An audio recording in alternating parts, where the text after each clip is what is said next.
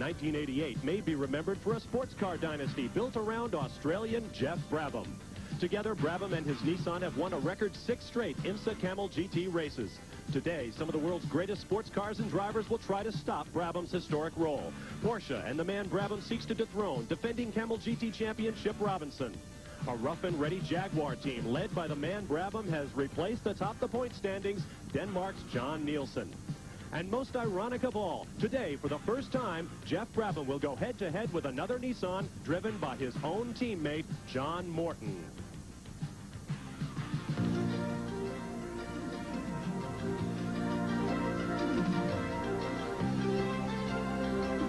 ESPN, the world leader in motorsports coverage, presents Speedworld. It's a beautiful, sunny, festive day in Portland, Oregon, America's Rose City. Hello, everyone. I'm Bob Varsha, welcoming you to ESPN Speedworld and our live coverage of the 300-kilometer G.I. Joe's Camel Grand Prix from Portland International Raceway. When you think about it, it's been nothing but sunshine and parties since back in April for Team Nissan when Jeff Brabham took the first of his record 6 straight Camel GT victories. Will he get another one today? Well, to find out more, let's talk to our analyst on ESPN for road racing activities, Camel GT racer Bill Adam. Bill, what do you think? Brabham's got the momentum, but he's got history working both for and against him here at Portland. Well, he really has. The good part is that Jeff is on a 6 straight race winning streak. Incredible, never before done. But at this race, he's always historically had problems. 2 years ago, qualified on the pole, fastest race lap, and with 1 lap to go, ran out of gas. Last year, qualified on the pole, fastest race lap, and motor problems with 10 laps to go. This has not been a good track for him, but if it is good, the winner of this race for 10 straight years has gone on to win the Camel GT Championship. So history bodes well, but it hasn't been Nissan. It hasn't been easy for Nissan, that is, coming into this Portland race, and we'll have more about that when we return to our live flag-to-flag coverage of Camel GT racing in Portland after this. Of all the cars that come out each year, only one can be the Motor Trend Car of the Year. For 1988, that one is this one, the hot new Pontiac Gran Prix. Get on your Pontiac and ride, Pontiac ride! The new Gran Prix, Motor Trend's Car of the Year. You've got to drive it. Get on your Pontiac, rebuild excitement. Grand Prix from Portland, Oregon is brought to you by Quaker State Motor Oil. The big Q stands for quality. Always has, always will. By BF Goodrich TAs and the new all-weather Comp TA. And by Pontiac Grand Prix, the 1988 Motor Trend Car of the Year. The media here in Portland have been paying probably due notice to an apparently increasing level of aggressive driving among the Jaguar drivers, particularly when it comes to Jeff Brabham and his Nissan. After a series of runner-up performances, 3 to be exact, between the Nissan and the Jaguar team, the Jaguar driver suddenly got a bit more aggressive, and we saw it here on ESPN at Lime Rock, Connecticut, where John Nielsen attempted to throw a hip check on Jeff Brabham. It didn't really work, though, as Brabham went through and won the race anyway. After some more allegations of blocking at Watkins Glen, this Nissan nose job administered at the hands of Jaguar driver Jan Lammers had Jeff Brabham once again absolutely incensed, but he got back in the car and notched his 6th straight victory. Are we likely to see another escalation of that battle between Jaguar and Nissan? Well, let's find out more with one of our 2 pit reporters today. Here's Jerry Garrett with Jan Lammers. We're looking at Jan sitting in his car, anxiously awaiting the start. And Jan, are we going to see another physical battle between you and the Nissan nemesis? Well, first of all, there's still 2 forces between us and the Nissans, but it's racing. We fight for every inch, and we just feel that the spectators have the right that we do fight for every inch. There's no point that we drive using the indicators and just driving behind each other. We have tough competition. We are not really in a chance to win this race, so we just have to go for every possible opportunity we have to win this race. Okay, well, good luck and have a good race out there today. Let's go up pit road now for the other half of this controversy with Rick DeBruhl. The man on the pole, the man with the winning streak, is Jeff Brabham. Jeff Brabham sitting in the car right now. Jeff, any leftover hard feelings between you and Jan Lammers? Are you worried at all about him on the track? No, not at all. I think that was just something that happened at the last race, and it's all over, forgotten now, and we're just going to get on with this race, and I don't foresee any problem whatsoever. How much pressure on you trying to keep that winning streak alive?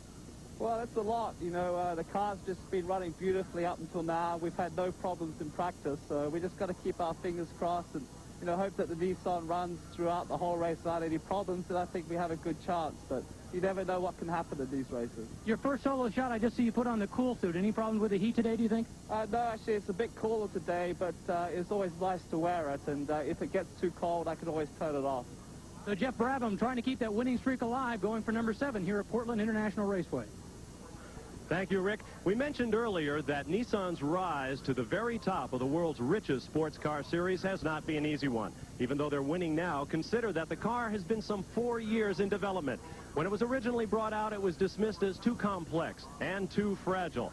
But in the past 4 years, how long Team Nissan, Don Devendorf, and Jeff Brabham have come. In 1985, aeronautical engineer and race driver Don Devendorf debuted the Nissan GTP. But thanks to mechanical failure and crashes, the computer wizardry behind the car was suspect. We try to figure a lot out, you know, at the computer, in the wind tunnel, a lot of these types of things. And at the same time, we try to back it up with real data, real testing. It's not all theory. There's a lot of hard facts and hard practical just plain gut-wrenching work that you have to do to get involved in any of these activities. And you've got to have done your homework, and you've got to be willing to work hard, stay late, and do what it takes to make a winner. Devendorf and his team had that commitment to winning, but checkered flags were a long time coming.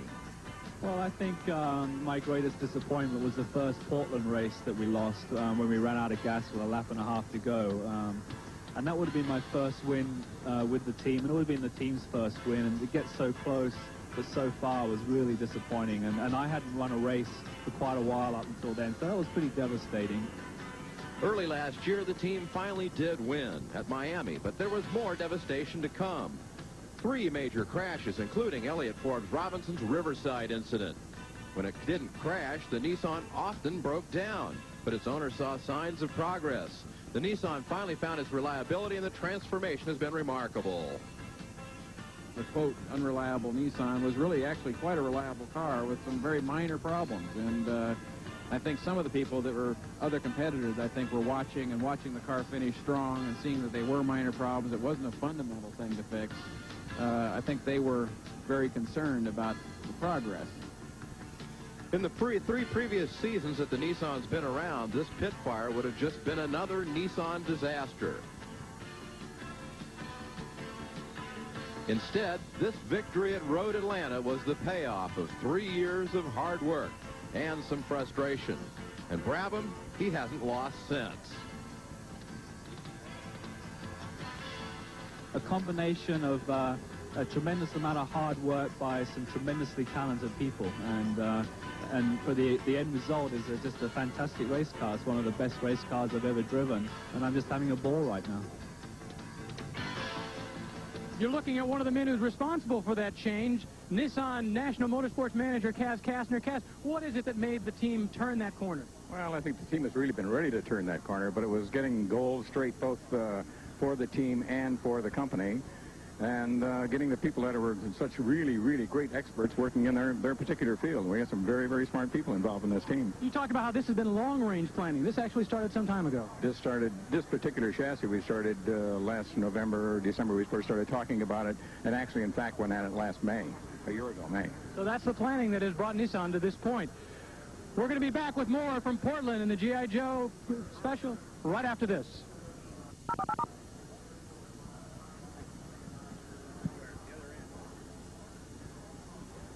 So, what are your big plans this summer? I'm working with meat. You could go to Harvey's at Lake Tahoe. Darren, don't stand in the smoke, oh yeah? Harvey's has 6 great restaurants. I got shish kebab and flank steak. Harvey's has a new race and sports book. Honey. A new pool coming up. Honey. Fabulous hotel rooms.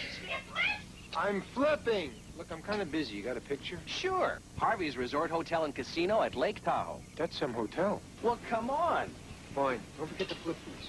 You can bring the whole family, you know. If I get bored, I'll send for him. Okay.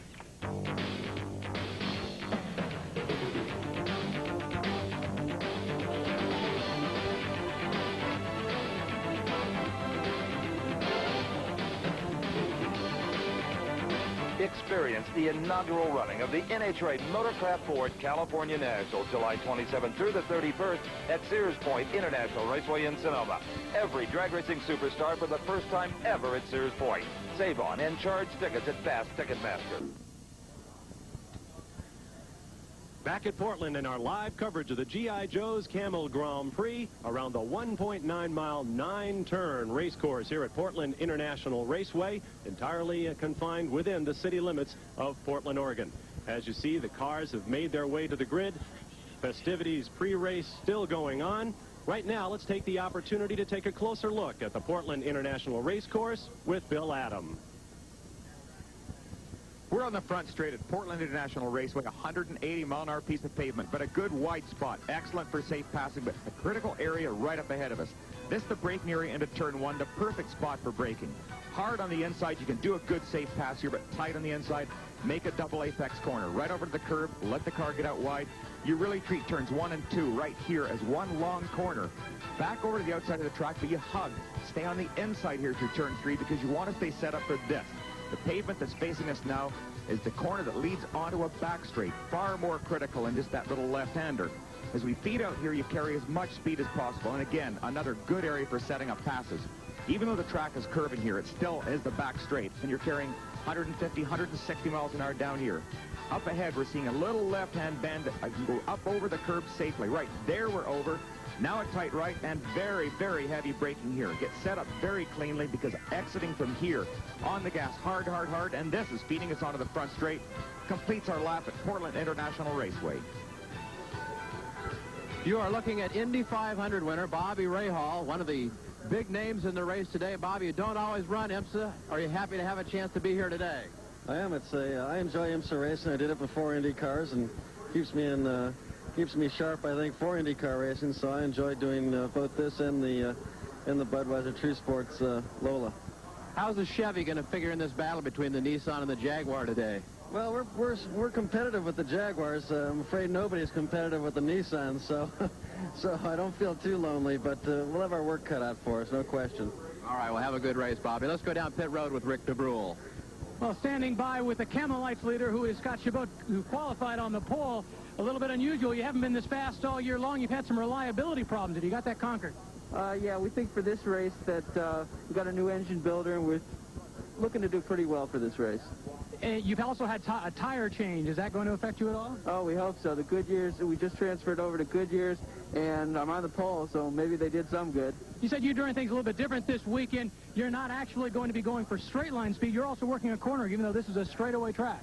Right. We've got high downforce in the car, and we're looking to go through the twisty stuff pretty quick and be almost as quick down the straightaway, but not as quick. That's the word from the man starting on the pole of the Camel Lights, Scott Chabot. Second pole of the year for Scott Chabot. 29 cars are on the grid, ready to take the green flag in front of a big crowd here at Portland. We'll come back to set the grid and introduce them all to you live from Portland in a moment. Just how good are genuine GM parts? Good enough for Dale Earnhardt, 3-time Winston Cup driving champion. And the same kind of quality that goes into the GM parts for his car goes into the GM parts for your car. So get the goods under your hood. Genuine GM parts from your General Motors dealer. You hear the thunder, the call of the road. Whether it's the rhythm of 16 valves or the roar of a lusty turbo, Grand Am is sheer driving excitement. Get on the Pontiac and ride. Two available engines that eliminate boredom and lesser cars. That's Grand Am. Get on the Pontiac. Rebuild excitement. Before the first kickoff, the NFL's best. Relax, unwind, and have some fun. Miami's Dan Marino tees it up at the NFL Back to Camp Golf Classic, Sunday night on ESPN. Drivers, start your engines.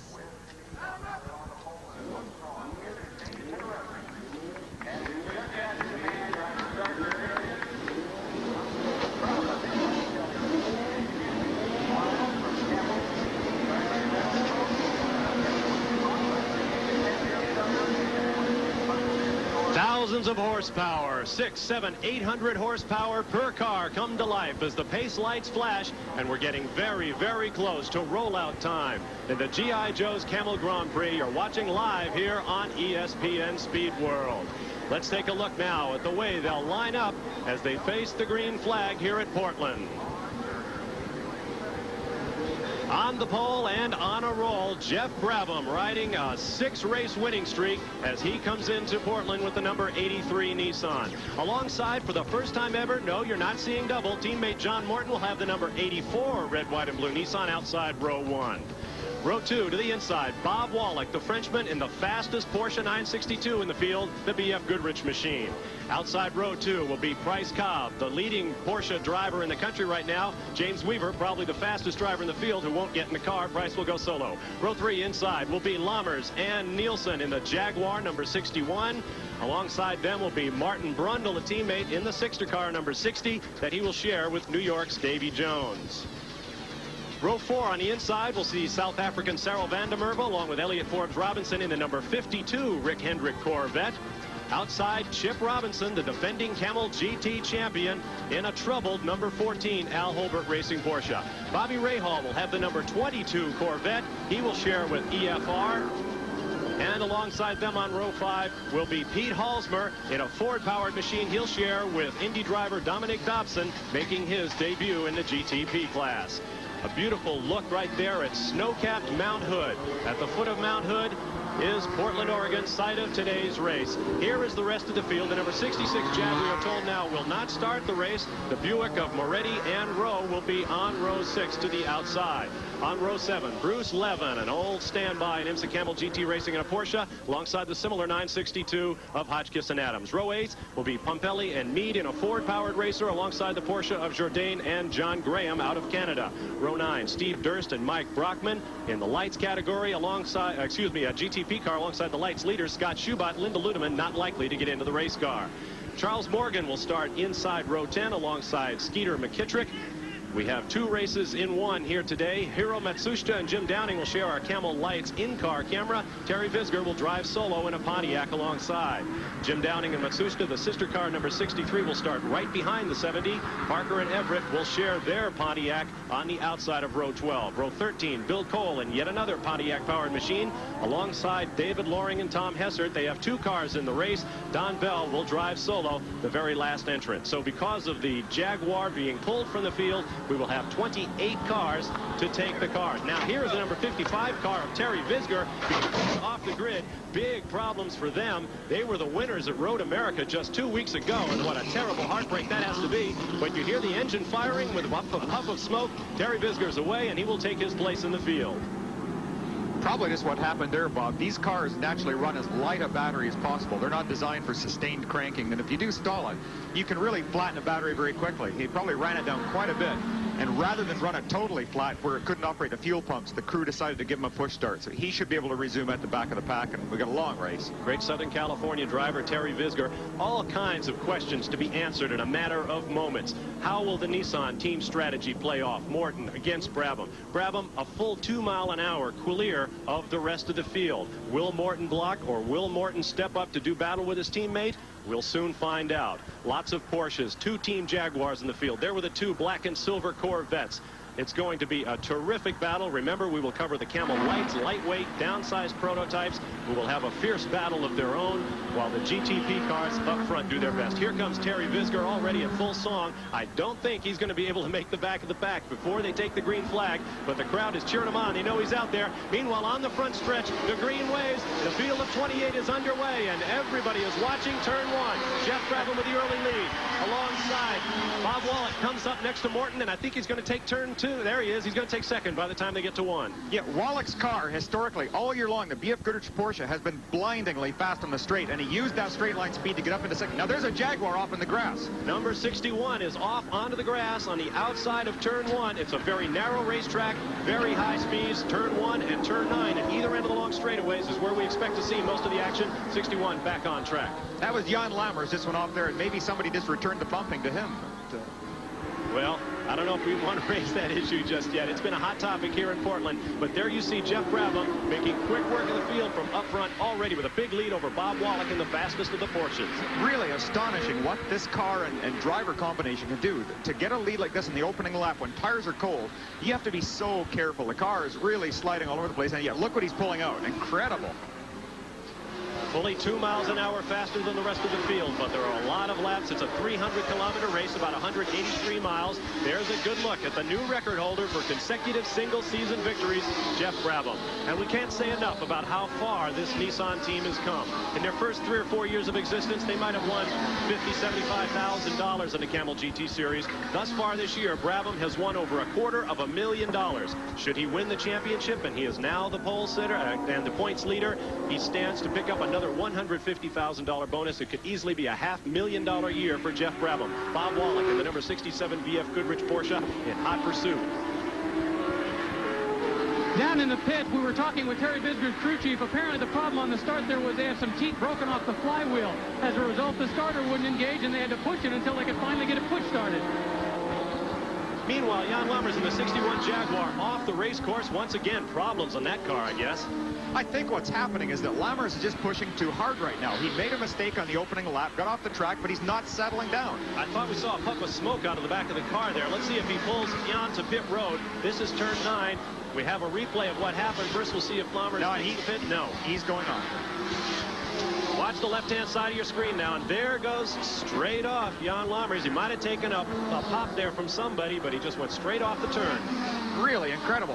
What he has to watch out for, you see all this dirt, tremendous cloud of garbage getting thrown up. He has to watch for anything clogging the air intakes. There are very critical brake ducts in the front of this car, and if they get clogged with grass and dirt, he'll overheat the brakes very quickly. You saw that wave of debris go right up over the car at the very end of the replay there. I guess what I thought was smoke was really the dirt and dust being knocked off of Jan Lammers' Jaguar. He's taking his cat for a walk in the countryside. Now, these cars are also running on Dunlop tires. Just about everybody else is on Goodyears in the field, but the Jaguars have their very own selection of Dunlop tires. Perhaps they don't heat up as quickly as the Goodyears, and Lammers just went off on cold ones. Yeah, it's very, very uncharacteristic. I think they're trying too hard to get back up and play with the Nissan. And you have to play this game with a certain amount of patience. You really can't charge until everything's ready for it. Now Lammers has basically put himself at the back of the GTP field. In front of him, we've got a brief look at the 33 Pontiac. Meanwhile, you're watching the mid-pack battle there. Now here comes Lammers down the front straightaway. It looks like he will probably put away the Pontiac GTP and move up one more spot as they dive into turn 1. Now we'll have an in-car camera in the BF Goodrich Porsche, and here you are with Frenchman Bob Wollek, former European endurance champion, at the wheel. He's on the back straight right there, and you can see from the amount of shock coming through the steering wheel, it's a really good track, very, very smooth. And watch as he goes up over the speed bumps here. There, he's got his wheel right over it. See this fighting wheel back and forth. Now he's heavy braking, dropping down into second gear. And at this point, from here on out, he's accelerating as hard as he can. I tell you what you don't see is Jeff Brabham. You're looking at the second place car out the windshield. You can't even see Jeff Brabham. His lead is already more than 5 seconds. Now we'll have another in-car in the Camel Lights glass. You're inside the number 70 Mazda-powered Argo, sponsored by Panasonic. Hiro Matsushita of Japan, a great Japanese racing driver. You see him making his way down the back stretch where we just saw Bob Wollek go. Gives you some idea of the interval between the leading GTP cars and the Lights right now. Tremendous speeds as he heads down into that same turn 9 complex. And see, just fighting this wheel back and forth, just tiny, tiny adjustments on it. You try and drive a racing car as lazily as you can. Back up front now with the number 83 red, white, and blue Nissan of Jeff Brabham, having a storybook season in racing after many frustrating years in the Indy cars. He drove for Rick Gallison's team. As you're going to look back at the interval, there's your second place car with Bob Wollek. A frustrating career in Indy cars. Jeff says he'd like to go back to those cars someday, but only with a premier team. And we'd have to say that Jeff Brabham's stock has really risen with his 1988 Camel GT campaign. I think there's a lot of competitors here and have been here for the last 6 races that really hope Jeff does go back to kart racing very quickly. Down into turn 1, you get a good look at just how steady that Nissan is in the turns. And everybody says that's really the secret to the Nissan, is the thing handles so very well, very rarely loses any speed in the turns. No, it's a remarkably smooth car. And we've alluded to the smooth flow of this car in past races. Watch as it goes through these corners, and when we look at other cars, try and compare how much they're bouncing or what the reactions are. You watch this just smoothly down the straight. It doesn't even look like he's going that quickly. The car is sitting so stable. Now we go to John Morton. This is the sister car, 84 on the side. A little bit of day glow tape there on the right front corner so the crew can tell them apart when they're pitting. John Morton making his way around a very creditable 5th right now. Morton said before the race he was going to do everything he could to be competitive and try and get a 1-2 finish for his team. Of course, we all know by now about the tremendous shunt that John Morton went through in practice for the race at Lime Rock back on Memorial Day. Flipped a brand new Nissan just like this one, totally destroyed the car, severely burned John, gave him a big cut across his face, but just a few weeks later, he was back in the car at Watkins Glen as the Nissan juggernaut continued to roll in Camel GT racing. Out in front of him, the 962 of Bryce Cobb. Really interesting study of here's 2 cars, 2 separate ideas on how to be the fastest GTP car in the world. You can see the Nissan has very long slab sides, and then when you look at the Porsche, it's like a ducktail. And here's our leader. Brabham just continues to roll on effortlessly. With an 8.5-second lead over the Porsche of Bob Wollek. So Jeff Brabham, originally from Australia, now living in Noblesville, Indiana, slowly stretching that lead. Now there's the 52 car. Cyril van der Merwe smoking badly out the rear. Really a lot of smoke, and that looks like it's coming.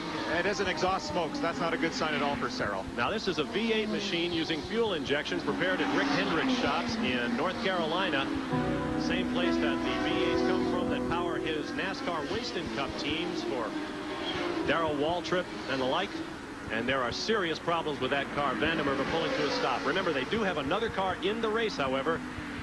Van der Merwe looking for better than 3rd place. A 10-time South African National Rally champion, logs tens of thousands, hundreds of thousands of miles each year flying back and forth to his native country where he still does rally from time to time. Yeah, I think he uses a lot of the rallying in-road racing over here. He's probably spent more miles going sideways than any other driver in IMSA. Always under control, but spectacular display of talent. I heard an inside rumor that Cyril van der Merwe may appear in a Winston Cup car for Rick Hendrick at Watkins Glen when the Winston Cup stars head for the Budweiser at the Glen. I think that would be a very potent combination. And nobody moving very quickly, which means it is likely to be terminal. Cyril has already told them that he has got big problems. A look from down at trackside as they begin the long 2,000-foot pull down what is a drag strip most of the year, but becomes a part of the Portland International. There is number 7 off the racetrack. I think that's Tom Pompelli and Chip Mead. I think Tom was the one that was starting the race. Oh, no, the car is moving. Maybe just stalled him. Now, they have a couple of different engine combinations out here. They have a V8 machine and a turbocharged machine. I believe the 7 is the turbo car. Yes. And he did keep the fire under that one, so it looks like Tom Pompelli will get back into the race. Long way to go to get back on the racetrack, and now he's going to have to be careful that he lets traffic go by. One of the most agonizing weights in sport. Watching your place go past as you sit in the grass with engine running under your right foot. And with the way cleared, oh, now maybe a little bit of trouble finding a gear. Let's see if we can get a look at a replay and find out exactly what happened to the 7 car. The safety workers scamper. Now look to the right-hand side of your screen in slow motion, and 2 cars went off. Oh, in front of them was the Pontiac number 33 shared by Bob Earl and Jeff Klein. They apparently got nose to tail and just did it, as you say, Bill, line astern straight off the racetrack. Well, a wonderfully safe facility, too, where you can make mistakes like that without damaging the cars. That's exactly the same spot the Jaguar went on. Okay, before we get away from Cyril van der Merwe on the Corvette, let's go down trackside now with Rick DeBruhl. Well, Cyril van der Merwe, quick into your day, very short, a lot shorter than expected. What happened? I think it's the engine. It ran onto 7 cylinders, and there was a lot of smoke.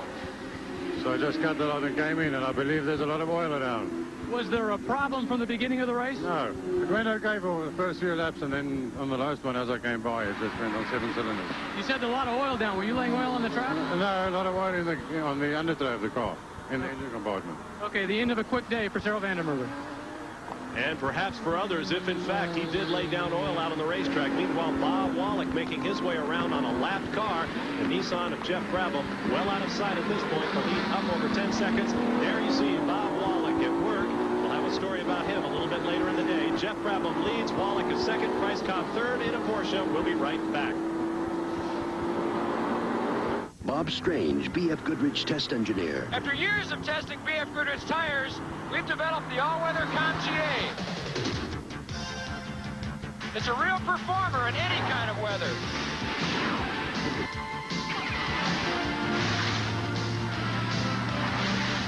I believe the all-weather Camel is the best high-performance all-weather tire in the world. I mean all-weather. B.F. Goodrich TAs, tested tough to make your car perform. If you like to drive, really like to drive, this is what your next car should be. This is the all-new Pontiac Gran Prix. Get on the Pontiac and ride, Pontiac ride. This is the 1988 Motor Trend Car of the Year. And that ought to be you driving. Get on your Pontiac. We feel excitement. Get ready for thunder. Thursday nights explode with thundering power and lightning speed. First, the green flag is raised on ESPN Speed Week, a recap of the top events in motorsports. Then it's motorized mayhem featuring rugged off-road racing, the lightning speed of the dragsters, car-crushing excitement, mudbog truck and tractor pulls, and the live thrills of bone-jarring USAC racing. Experience Thursday Night Thunder on ESPN.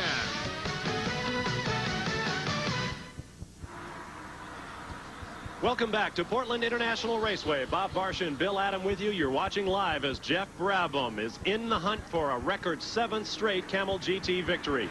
His Nissan powers down the front straightaway, getting up to speeds in excess of 170 miles an hour as he passes the flag stand and begins another lap of this 1.9-mile circuit. We have news from Talladega that Ken Schrader is a first-time winner in the Winston Cup Series. He took the 500-miler down there. Congratulations to Ken. Things haven't been doing as well for your Rick Hendrick teammates here. Cyril Vandermerwe has dropped out with one of the Corvettes. Meanwhile, this is our in-car camera in Hiro Matsushita's Mazda-powered Argo racer, a Japanese driver in a Japanese-powered car with Japanese sponsorship, running in 4th position behind pole sitter Scott Schubot, Skeeter McKittrick, and Charles Morgan. Behind Matsushita is his teammate and car owner Jim Downing. There you see the 2 cars from the Downing operation. Jim Downing, the 3-time Camel Lights champion, the only champion the class has ever known, and he is in position to win a 4th crown. He is in 2nd place in the season points, just 15 points behind the leader, Tom Hessert, who is behind him on the racetrack right now. Downing is famous for pulling out series championships without winning too many races. In fact, he only won 1 last year. As you take a look there at Tom Hessert in the number 19 car with Buick power, Hessert is the points leader, and at this point, he's had a rough day qualifying. He just wants to keep Jim Downing in sight and try to protect that points lead. As I mentioned, Jim Downing won but 1 race in 1987, and it came here at Portland, Oregon. A very, very steady racer and one of the great gentlemen in IMSA Camel GT racing. Just mentioning Tom Hessert. Oh, they're back in the Panasonic car. Again, look at the movement on the wheel. Just excellent shots here. I guess we can call this driver our hero, can't we? Our hero? No. Really? Thanks a lot, Bill. Just right down the front straight here. Now, we'll have to keep an eye. You see, part of the problem that the light drivers have is when the larger, the full GTP cars come roaring by, they don't even get much of a chance to rest on the straight because you're constantly watching your mirror trying to avoid any possible collisions. Boy, I take a look out that windshield, and all I can think of is our ESPN coverage at Le Mans, where we watch those cars going down the back stretch, the straightaway at 240 miles an hour. Same kind of thing. Hands barely moving on the steering wheel, the sign of a well-set-up race car. It's either that or a lot of fear at that speed. Frozen. I know I was. A terrific race, and I hope we get to go back and bring it to you again.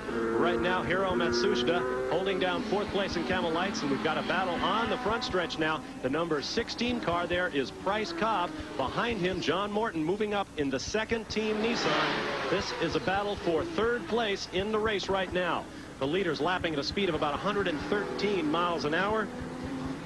A very, very quick pace going on here at Portland. Morton stalking Bryce Cobb out of Evergreen, Colorado. Originally from Texas. I know he'll have a lot of fans down there when we go to San Antonio on Labor Day weekend. He certainly will.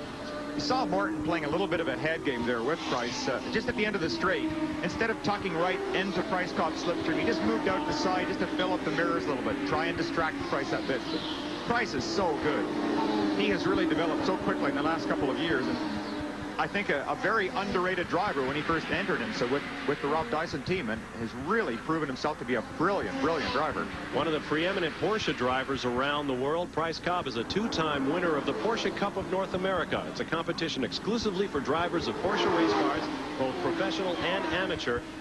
Bryce has driven all over the world in Porsche products. He drives the Japanese Endurance Series. He was even out here in a street stock car driving a Porsche, hoping to earn points and win and maybe retire that Porsche Cup North America. Big prize giving, $30,000 check to Bryce Cobb in Germany around Christmas time. Porsche does take care of their own. That's not a bad Christmas present to get. You can see that on the back of John Morton's Nissan, there's a Jaguar who's also crept into this battle. We've now got a three-way battle developing here. And as that battle continues, we'll take our leave of John Morton and check in with how his teammate is doing. And you can see the way traffic is building up. Jeff Brabham swinging way to the outside in order to get around the Pontiac in the middle. And it looks like one of the Buick marches, the red car to the left of your screen. They fall into line single file. This is the way you want to enter turn one. Will Brabham go underneath the slower car? No. Jeff Brabham making his way up behind our camera car, Hiro Matsushita. Meanwhile, Rick DeBruhl has a comment from pit road. Well, you're looking at Ashley Page. He is Brabham's crew chief. The board he's got is the one he's been keeping his lap times with. He's been pretty consistent. He had a low of about 59 seconds on the second lap. Since then, it's been in the 60-second range. A couple times he's dipped up into 61 and 62. But the main thing you just see on that sheet, his lead getting bigger and bigger and bigger to the point now where it's at 16 seconds. It also lists his fuel consumption. So far, it's a little bit over 8 gallons or so. In talking with Ashley Page, he says that's very good at this point. Well, one of the things we're going to be watching is fuel consumption. This is a comparatively short race at 300 kilometers in Portland, but it looks like the Nissans are going to have to make 2 fuel stops, whereas a lot of the other GTP cars, primarily the Porsches, are going to be able to make the distance in 1. So pit strategy going to be very, very important today. I'm sure something, too, the entire Nissan team are going to keep in mind was that race 2 years ago where they ran out of gas basically with a lap to go. Just what a heartbreak. A fuel pickup problem contributing to the problem. They had the tanks down very low. Jeff Brabham said afterward he thought he had another couple of laps in the race car, but it wasn't to be. You saw that race here on ESPN. The biggest heartbreak in a long series of them for Jeff Brabham. Last lap speed 109, down from the figure of 113 we saw earlier. That because of the traffic that Jeff Brabham is having to negotiate as he makes his way around. And Jeff is really negotiating it very, very carefully. He's being very deliberate on the spots he's choosing to pass, and even though he tends to lose 1 or 2 seconds by waiting sometimes to get by the slower traffic, he's doing it with a great deal of safety. He doesn't want to have to make a pit stop to put on a new nose piece or fix something maybe that's going to take a lot longer to fix than just a simple stop and go. Now, we've already noticed that there are 2 Nissans out there, the 84 car with John Morton and the 83 car for Jeff Brabham. We asked Brabham whether they had any special strategy for their 2 cars. No, not really. Just hopefully John's not allowed to pass me. We'll wait and see. You know, John, when he found out he's going to run the race by himself, he said, well, I'd better make the most of the street because he's going to hose me down real bad this weekend. So we're just going to have to wait and see. You know, well, you can say one thing for the Nissan team. They are hanging loose. They are working hard. They were really late out here last night changing engines on John Morton's number 84 car, but they really have the look of winners about them. They're joshing around. They're having a good time, and that extends up to the drivers. Jeff Brabham is really enjoying it. Now, here's what lap traffic can do to the GTP race. You're inside the second place car of Bob Wollek, making his way around one of the Camel Lights cars. That was either Tom Hessert or David Loring, I believe. Now he accelerates away, but as you can see, nothing but empty racetrack in front of him. Jeff Brabham is flat gone. Bob Wollek out of Strasbourg, France, a former European endurance champion. He was late getting here to Portland. Listen to this story. He says he had to sign up for his new Jaguar dealership in France. Aha. What car does he want to drive next Think year? about that for a minute. Through turn 9 and on to the long front straightaways. Bob Wollek, there he is in his office doing his job. That's a picture of Bob smiling there. See what There, he's just resting his hand there. Just made a little adjustment to his microphone, but he's really very relaxed. Just look at the possession. There he is now. See him dropping down a gear with his right hand.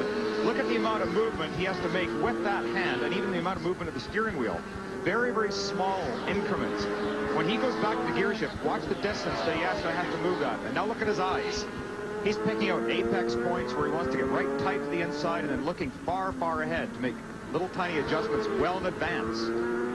It looks as though excellent. Bob Wollek was on and off the gas, and you see the reason why there. He is pulling up right behind Jim Downing, and now he gets past him on the long backstretch. And he's got his collar open. Just another day at the office. He really looks remarkably at ease right now, and I'm sure he is. He's a very experienced driver.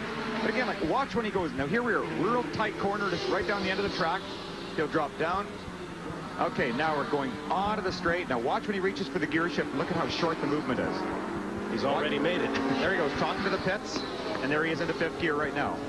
Now he's just running flat out, trying to get all 700 horsepower. Actually wishing he had 1,200 horsepower to catch the Nissan.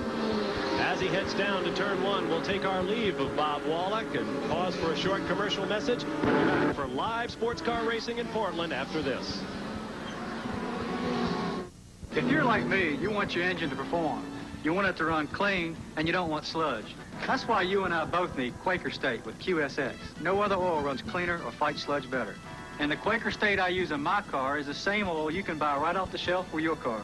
Quaker State. The big Q stands for quality. Always has, always will.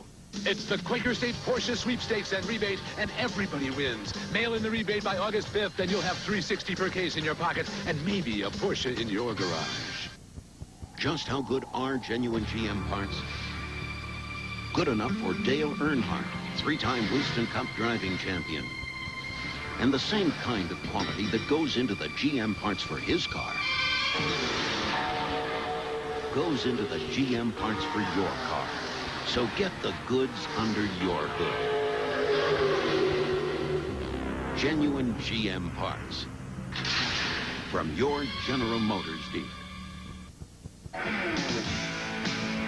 How do you describe new 7-Up Gold? Wild thing. You make my heart sing. You make everything groovy. Get a taste of the wild and unexpected new 7-Up Gold. Wild thing, I think I love you. Ow! You hear the thunder, the call of the road. No time to wonder, you gotta go. Aggressively styled and powered to match. That's Grand Am. Get on your Pontiac and ride, Pontiac ride. Built with a feel for the road, Grand Am is sheer driving excitement. Ride, Pontiac ride. Get on your Pontiac. Rebuild excitement. Back live at Portland International Raceway. Bob Varsha and Bill Adam with you. Jerry Garrett and Rick DeBruhl on pit road for the 300-kilometer G.I. Joe's Camel Grand Prix. There is the number 83 Nissan of your leader, Jeff Brabham, who has won the last 6 straight Camel GT races, looking for an historic 7th today. He gets onto the long front straightaway, shifts up through the gearbox, reaching speeds of up to 180 miles an hour as he passes the flag stand. Big crowd on a delightfully sunny day here in America's Rose City, Portland, Oregon. Neat turn into one for Brabham, and it's been extraordinary this year, Bill Adam, how lucky the Nissan has been. As we jump inside the second place car of Bob Wollek, a good look there out the front, and you see the gap there now from Wollek back to the number 16 car of Cobb, who definitely seems to be closing in on second place. Well, they're certainly going to make a run at it. Price would like to get up and maybe get by Bob. But I'm sure Bob is aware of exactly where he is, not only by watching his own mirrors, but from his crew chief as well. They're in constant touch with the radios, and they know what's happening with the car, what's happening with their competition, and whether to try going quicker or slower. You saw the 4th place car there of John Morton and the 5th place Jaguar. Now, we expected Jaguars to be much more of a factor in the race today, and we need to find out more about why they're not. For that, let's go down to pit road and Jerry Garrett. This is the Jaguar that is not working today, and there was a plan at one time to run 3 Jaguars in this race. but the plan was scrapped at the 11th hour today because the crew decided they only had 2 pit crews. They had enough drivers to do this. They didn't have enough pit crews. And the Jaguar is one of those teams that hopes to be able to do this race in one stop. They say one 25-second fuel stop to the 2 that they anticipate the Nissan is going to use will win this race for them if they can remain competitive. Well, we expect to go about an hour into the race, maybe a little bit less than that, before the pit stops start. And when they do, it's going to be real interesting to see who pits when and how quickly they can get in and out. Aside from the big lead enjoyed right now by Jeff Brabham, the battle further back, including this one involving Jaguar number 60, is hot indeed. Just in front of him is 4th place, John Morton. Just ahead of Morton is the 3rd place car of Bryce Cobb. Ahead of him, the 2nd place Porsche of Bob Wollek. On to the curving backstretch. Here they go. Can't really call it a straightaway. No, it's really not a spot where you can do too much relaxing because you are in that long curve. And of course, if you happen to go off the grass there, just the speed you're doing, you're going to get into a lot of trouble. Let me get back to the point I was making earlier about luck. Sure, the old racing cliche is you make your own luck, but it's been extraordinary how things have gone for Nissan. Earlier this year at Watkins Glen, they had a brake rotor fail, carved a hole in a tire. It happened in practice just before race day. A year ago, that would have happened in the race, would have knocked them out, no points at all, and the continuing myth of the fragility of the Nissan.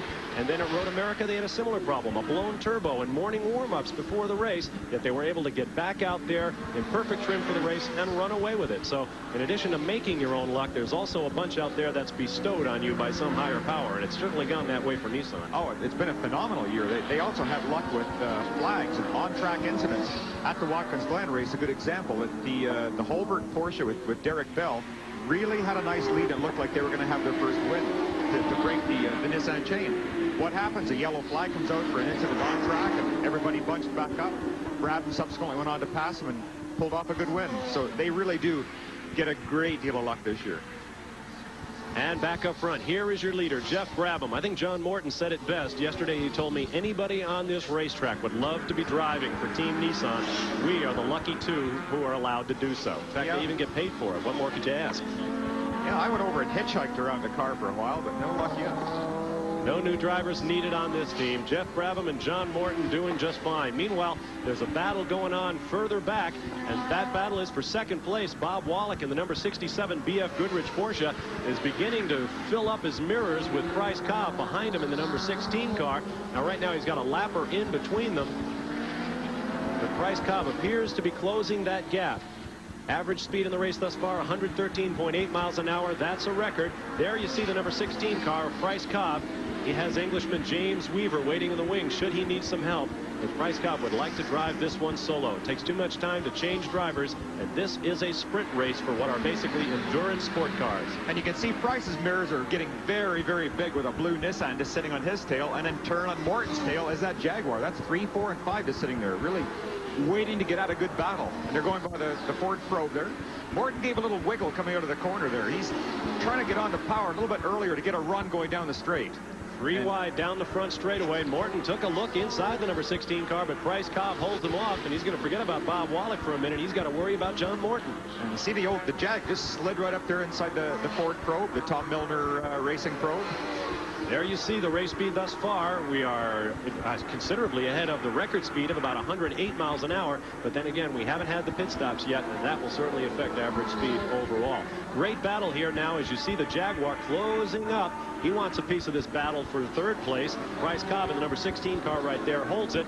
Behind him, John Morton wants it, and right behind him is that number 60 car of Martin Brundle, the former Formula One star from Great Britain. It's very interesting, too, just watching the 2 chassis as they accelerated that corner. The Nissan visibly uses up less roadway. It is not sliding as much as the Jag. Now, let's watch here entering the front straight. They're both pretty well out. Very difficult to tell, but one of the tighter corners, the Jag used up about 5 feet more pavement. It is not sticking as well as the Nissan is sticking. And certainly the Nissan got off the turn a lot better, the Jaguar. Look at the gap that he has already opened up as John Morton tries to hunt down Bryce Cobb. Supposedly the Jaguars were the cars that were best able to leap off the turns with that high torque 12-cylinder screamer back there behind the driver's head, but it doesn't look like it's the case against these Nissans. No, the Jaguar motors with the normally aspirated induction systems, like fuel injection or a carbureted motor, they're much easier to drive through a series of corners because you've got immediate response, whereas the turbo has to spool up. It takes a moment to develop full boost. That helps the Jaguar, but the Nissan, the chassis is so good. Watch number 84 when it leaves a corner. You'll see it just seems to hook up everything and it's gone immediately. Very, very little sideways motion. You rarely see that car leaving trails of rubber, whereas a lot of other cars do. John Morton of El Segundo, California had a look there. Martin Brundle tried to dip inside. Let's see if Brundle can hold the speed off 9 and get a jump on him down the straightaway. Doesn't look like he's going to get it. Meanwhile, Bryce Cobb swings around Jim Downing's car, and John Morton follows him through. Great battles going on all around the racetrack here at Portland, as John Morton continues to hound the number 16 car. They head down into turn one more time. Bryce Cobb looking back at John Morton. A big crowd looking on a day that is getting very, very warm. Jaguar boys have nice shade. We'll be right back.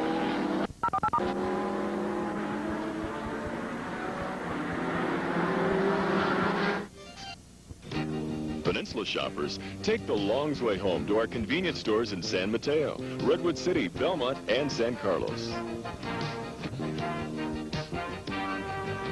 Enjoy this week's special, Smucker's Strawberry Jam, everyone's breakfast favorite, 32 ounces for only $1.99. Great prices, and you'll love our service. That's the Long's Way. Savings and service every time. I'm taking the long way home. Smart shopping by credit card on CVN is the fastest way to get your order delivered to your home. When you order by using the following credit cards: Visa, MasterCard, American Express, Discover, Carte Blanche, and Diners Club, your order will be delivered within 5 to 10 working days from the time you place your order. Now that's convenience. It's that easy. Give us a call. CVN, the shopping channel. Volkswagen engineers have developed a remarkable fuel injection system, which gives our Jetta 17% more horsepower than before, and top track speeds of over 100. Of course, there are those Volkswagen engineers who believe they've developed something no less remarkable. The brakes. German engineering, the Volkswagen way. Why is NTW so driven to give you the right tire put on the right way? To help you maneuver properly. To deal with sudden stops. And handle the worst the road has to offer. But the most important reason we're so driven has to do with much more than roads, weather, or even tires. Mommy, I'm getting wet. Hurry up. Come on. Formula One action continues here on ESPN next Sunday, live at 8:20 a.m. Eastern Time. You'll see the Grand Prix of Hungary from just outside Budapest. Chris Economaki and all the gang will be there to bring you, probably the latest victory by a McLaren. We talk about Jeff Brabham. How about what those guys are getting accomplished over there? Love that Formula One racing, but right now, this is the object of the attentions of everyone in Portland, Oregon. Jeff Brabham, out of Australia, having a gold-plated season in the number 83 red, white, and blue Nissan. His lead is about 22 seconds, but it's been there for about the last half dozen laps or so. Bill, what do you think? Maybe it's just they think 22 seconds is all it's going to take to get that gas stop they're going to need later? Well, I expect what Jeff's probably doing right now is maybe shifting at a little lower RPM and trying to conserve fuel. If he can run the car a little softer. Oh, and there's second place GTP Lights in the pits. That's the number 97 car of Skeeter McKittrick. He had contact with someone out on the racetrack, the 01 car, we are told, being driven by Charles Morgan. So Skeeter McKittrick, a winner earlier this year at Lime Rock, has got himself into the pits with a problem. Looks like all the attention is going to be paid to the rear wheels, tires, and suspension. Maybe some body work on the far side. You see three guys are over there poking their hands into the right rear wheel well. Yeah, it doesn't appear there's any real problem with it, though, thankfully. Well, it's going to cost him a couple of positions. But meanwhile, up front, things are going real well for your leader by 22 seconds. Jeff Brabham in the number 83 Nissan. Also, if we have any new-time viewers that are seeing this little burst of flame out the back, that's really not anything to worry about. The turbocharger, when it gets spinning so quickly, just spits raw fuel through, and the hot exhaust is igniting it. It's no trouble at all. Now there you see the number 19. It's a Tiga with Buick power being driven by Tom Hessert, an auto dealer out of California.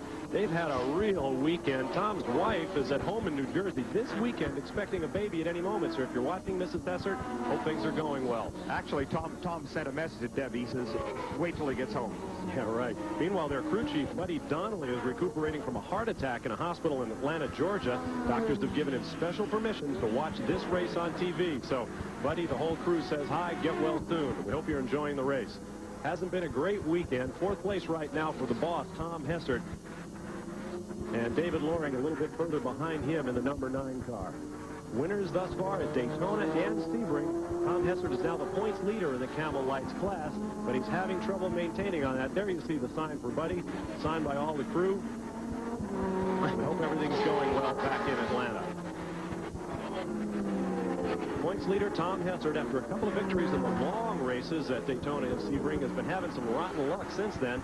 Hasn't been able to score an awful lot. They're worried about getting points. They've been thrashing around with the cars some, but he still does hold that lead by 15 points over Jim Downing and Howard Katz.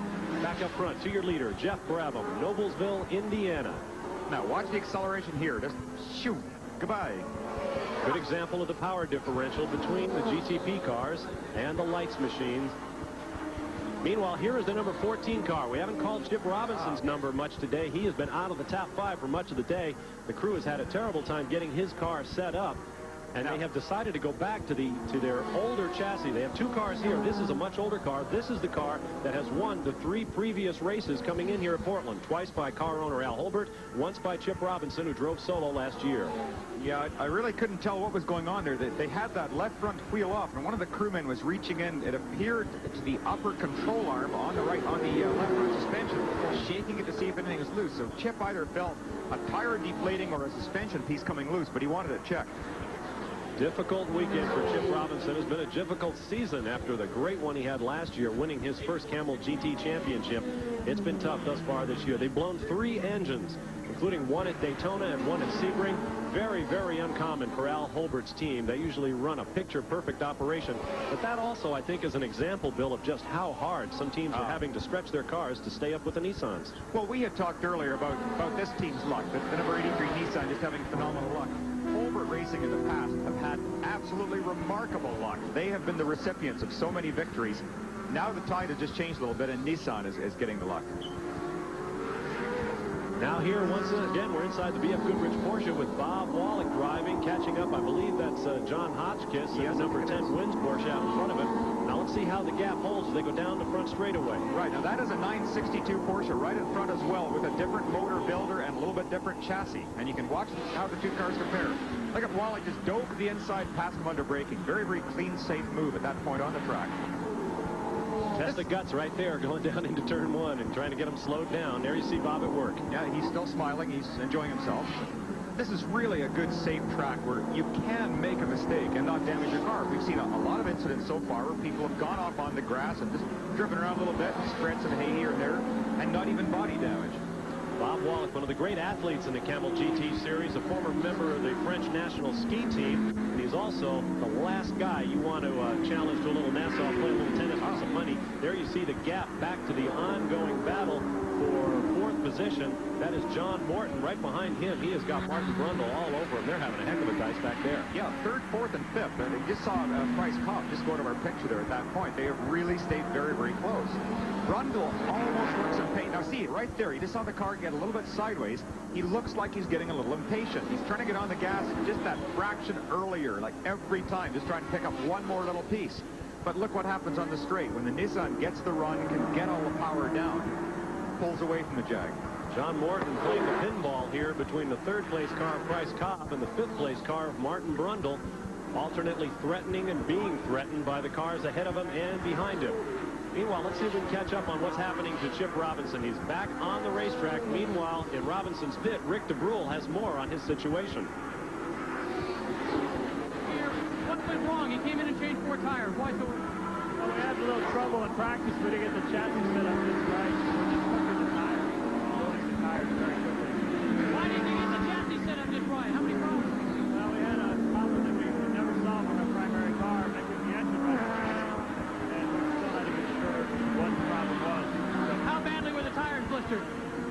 badly, but the grip had gone away, and we were just backing up.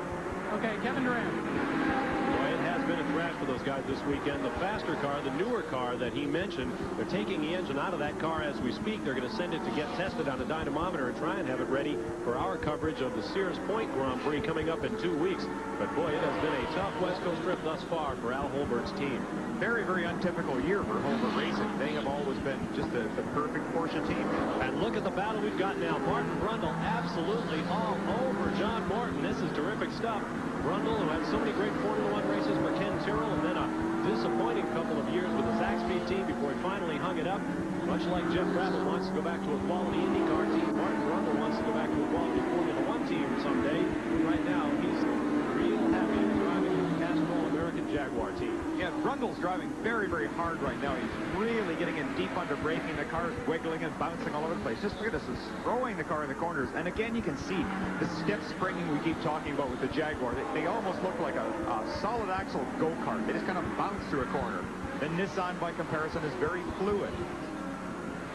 Well, I don't know why anybody needed binoculars up there in the stands. There aren't too many seats very far from the racetrack here at Portland, as you can see. And John Morton once more down the long straightaway, right up behind Bryce Cobb as they dive into turn one.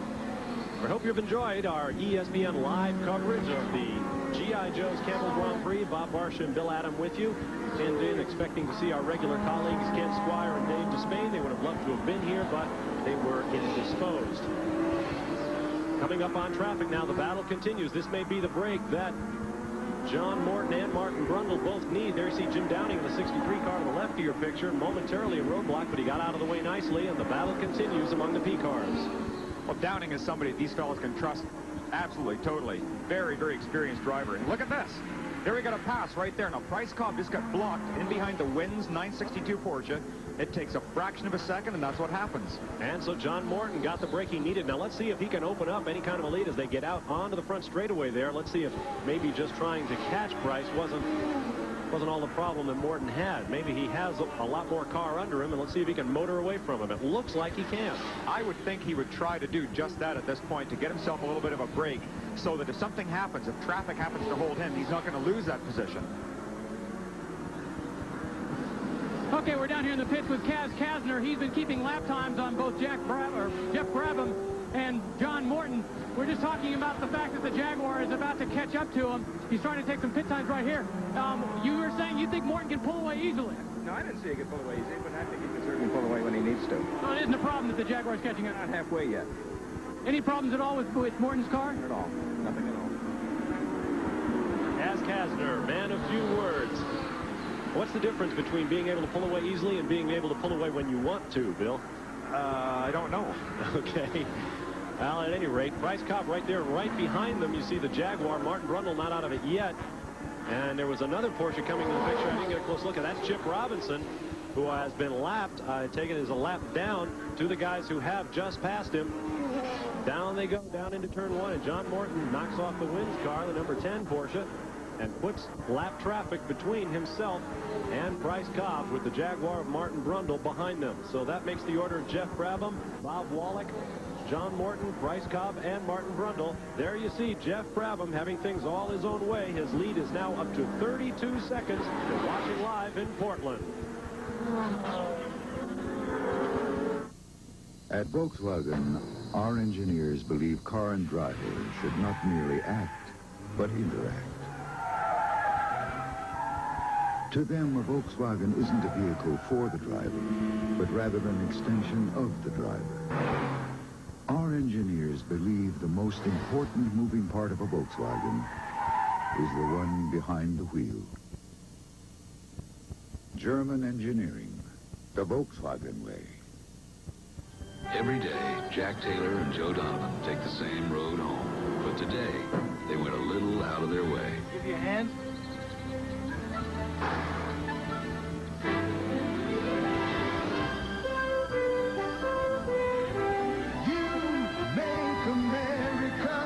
Here's to you, the clean, crisp taste of Beechwood-aged Budweiser. This Bud's For all the guys who go out of their way. This Bud's for you. This year's challenge has courtroom controversy and revolutionary design. ESPN takes an in-depth look at all the drama and intrigue of the Road to the America's Cup. Monday nights at 8 Eastern on ESPN. Dramatic turn of events at Portland. You see Chip Robinson, who's having trouble getting the number 14 car fired. He had just gone off the racetrack in a 3-car melee that appears to be down in the turn 3 and 4 area. Now he's going to get back onto the racetrack. Let's see if we can see any obvious damage to the race car. Looks like the right front corner has taken a beating. Here's the end of what happened in replay. Watch the left side of your screen. Now, there's 3 cars going off. That's the Wittens, the Hotchkiss-Adams Porsche 962. Chip Robinson sitting there with his back towards us, and the number 70, our hero, is off. The lights car of Hiro Matsushita also involved. Boy, what a day Chip Robinson has had. He continues around the race course, and the car looks to be all right, except for that black eye. He's got a little shiner in the right front corner. Now, we'll try and take another look at it from our in-car. There is Bob Wollek, who was motored into the pits while we were a commercial. Oh, that's a crewman in the car. Bob Wollek came in with the belts off before he even got the car stopped and immediately climbed out of the car. It sounded awful. Let's see if we can find out more from Rick DeBruhl, who's in the pits. Oh, Bob Wollek, what happened? Engine blew. Just blew up. I don't know what it is, but it's making a funny noise, which isn't the right way. The right noise for this engine. Did you have any warnings at all, or was it such? Well, for 2 or 3 laps, I could hear that something was starting to break, and then eventually it broke. There was nothing I could do, so it just kept going. And so Bob Wollek, tough break. We are 5 laps from halfway, and the BFG car out of the race. One of 2 cars in the race who had their engines prepared by drag racing expert Ed Pink, putting together some fine Porsche motors, but that one just overextended a little bit today. Maybe that's why Bob was driving so relaxed, that he thought there might be something terminal. And well, the shame of it is that we lose that wonderful in-car camera from the BFG car. We still do have one in the race, though, in the number 70 Camel Lights machine of Hiro Matsushita. Meanwhile, here is your leader, Jeff Brabham, making his way around in good shape. A lead of more than half a minute. When we last checked, he had more than a 40-second lead over the 3rd-place car and some 45 seconds back to the 4th-place car. Now, let's see if we can get another angle of what happened to the number 14 car of Chip Robinson. Here he is going side by side with Martin Brundle down to turn 1. That's right at the end of the straight, 180 miles an hour, and they're just on the brakes right here, but look at this traffic. Oh, Chip, slow down. Never mind, it's too late. Oh, what a shot he gave. That is Jim Adams on the number 10 car that he shares with John Hotchkiss. That is just simply brain fade on Chip's part. He was watching the Jaguar alongside him and went past his braking markers. There are markers at the side of the track they try and use for consistency to get as deep into the corner as possible. And you experiment during practice to find out how close you can go, how long can you carry speed. Chip went obviously well past that point. Chip has been into the pits getting the nose replaced. Apparently the car is okay, but boy, what a lick he gave Jim Adams right there. Mr. Holbert won't be happy when he sees that. And you saw that the number 70 of Hiro Matsushita was not involved in the actual tangle. He motored out onto the grass to take evasive action. Meanwhile, up front, Jeff Brabham continues. Good look up the back straightaway, which of course is not straight. Let's just call it the backside. The curve away. And we have our in-car look at what happened to that now, courtesy of Hiro Matsushita and our Panasonic in-car. He's coming up behind the incident. Look up in front. There is the spin. Let's see how Hiro decides he's going to do this. I think I'll just go straight through here. It looks like a nice path across this grass. See the exit sign for US 5 over there on the right. Whoop. Hiro just got a little excited there. He thought he'd better take another view for us and was kind enough to furnish us more films of the cars sitting here. Well, now, having wrapped that one up, let's get back to the action up front. And there you see Jeff Brabham in a tight moment there, diving underneath Bruce Levin's Porsche. And he is moving up now behind the number 15 Collegian Racing 962. The Bruce Levin car you see right behind the number 83. Bruce qualified extremely well today and claimed that he got the over 50 pole position. So congratulations, Bruce. Bruce has been running Porsches for a long time, and I'm sure he will continue to. Sold his original business. Now he enjoys life as a fisherman, owner of a commuter airline, and he races his Porsches. Oh, now here's the other Corvette. Remember, Cyril Vandermerve has already removed the 52 car. Yeah. This is the number 22 being driven by Bobby Rahal, and Rick DeBruhl is with him now in the pits. Bobby Rahal, you just stepped out of the car. It looks terminal. What's the problem? The car was running pretty good. It was a little loose, but I think I lost the piston because I got down to the end of the straight and just made a big pop, and smoke was coming up behind and what have you, and just that was it. As far as the course and the way things have been going today, is the course in good shape? Have there been any problems out? Well, I don't know. I had my hands full, so I don't know how good or bad it was. But, we were in there. We weren't running for the lead, obviously, but looking for a good finish, and just didn't happen today. And so add one more to the list of attrition. That puts both Rick Hendrick Corvettes out of the running with their normally aspirated V8 power. And that's a shame. Those are great cars to watch and to listen to. Yeah. Sounds like sort of a material problem. Both Searle and he went out with the same thing. Now we are approaching the halfway point as Jeff Brabham shoots down the backstretch with a big lead over the rest of the field. Thus far, the race has been absolutely no problem. Oh, let's go down to Jerry Garrett. Well, this is the second pit stop for the Jaguar team now. The first car was in here last lap. Jan Lammers got out. This is the second car. They're all going to, as we said earlier, try to make one 25-second stop here. If they feel like they get in and out of 25 seconds, just do one stop, then they can win this race. They can overcome the horsepower advantage that the Nissan has. We got the clock on this stop right now. It's routine. They're out of the pit for 23 seconds. And so that may play well for the Jaguar team. They are back out onto the racetrack. And they made their change exactly at halfway. And I've got to wonder, Bill Adams, since they're seeing many of these American racetracks for the first time, if they just decide, well, we'll just try to split the difference in a race like this, go halfway, change over, and put another guy in for the rest of the distance, or if it is carefully calculated based on fuel consumption and all the other esoteric things that racers worry about. Well, sometimes they will do that in a multi-car team, just so you avoid any possibility of getting 2 or 3 cars with the same team all coming in at once. That would be total disaster. But usually, you try and go as far as you possibly can in the event of a yellow flag coming out where you can get a stop under caution. That's the biggest advantage when you can get one like that. So I really don't understand them coming in quite that early, and it doesn't really bode well as far as fuel economy either. Well, either way, this is the man that they seek to catch, Jeff Brabham. Since we are at halfway, we expect to see the pit stop starting very soon. Jaguar has already been in. Now, a couple of cars, notably Chip Robinson, have had problems that have brought them in previously. That's going to throw their pit strategy out of sync. Whether or not Robinson could go the rest of the way, having already made a stop, remains to be seen. However, this is the car that we will be watching, Jeff Brabham, to see when he stops and how long he will stop, to see if Jaguar has come up aces. Yeah, it's quite surprising. Again, we have talked about a turbocharged car not getting as good mileage as a normal car, and yet Brabham has outlasted one of the Jags. And we've got the Nissan 84 in the pits. Let's go down to Rick DeBruhl. John Morton coming into the pit. This is a routine stop. They have lifted the car. They're changing the tires. They're putting all 4 tires on 4 new tires, cleaning the windshield at the same time. This is the way it was scheduled. They were hoping to go as long as they could. Originally, they had hoped maybe a full course yellow might have come out to allow them a little earlier, but this is where they're at. Coming in now, going a little bit long. They finally let it down off the jack. They pull away the fuel hose, and John Morton is back out on the track.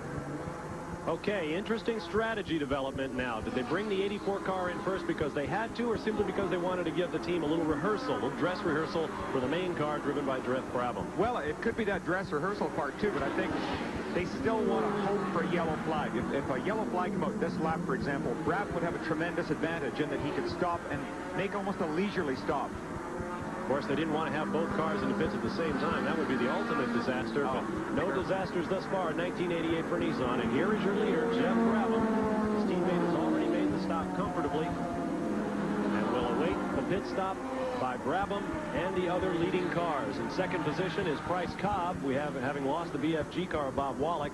John Morton is in third, a lap down after his pit stop, followed by Martin Brundle in the Jaguar. Now here comes your leader. Jeff Brabham is pitting. We'll get the watch on it. Let's see how long it takes. Here's Rick DeBruhl.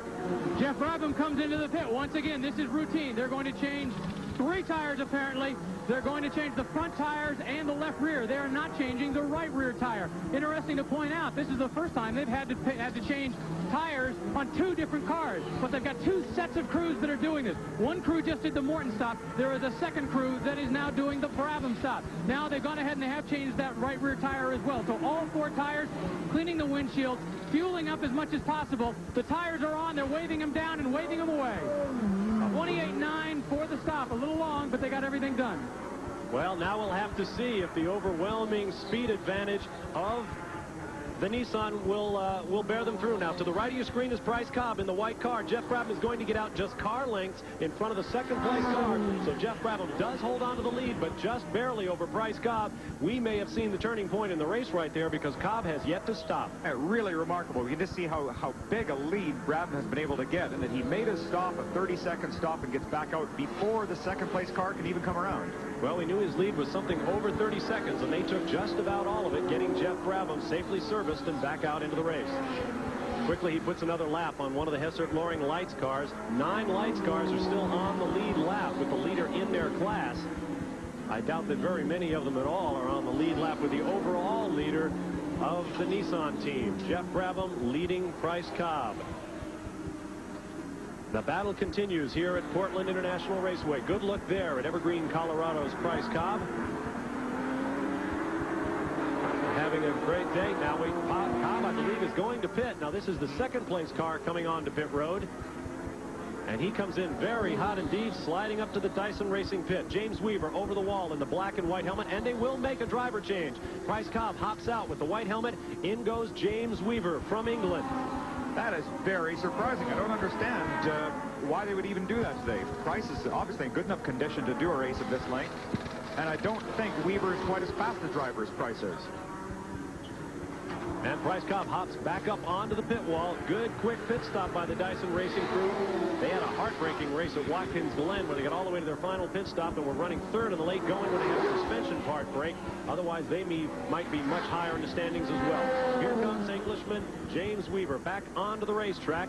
And let's take a timeout to bring you our Volkswagen mid-race recap.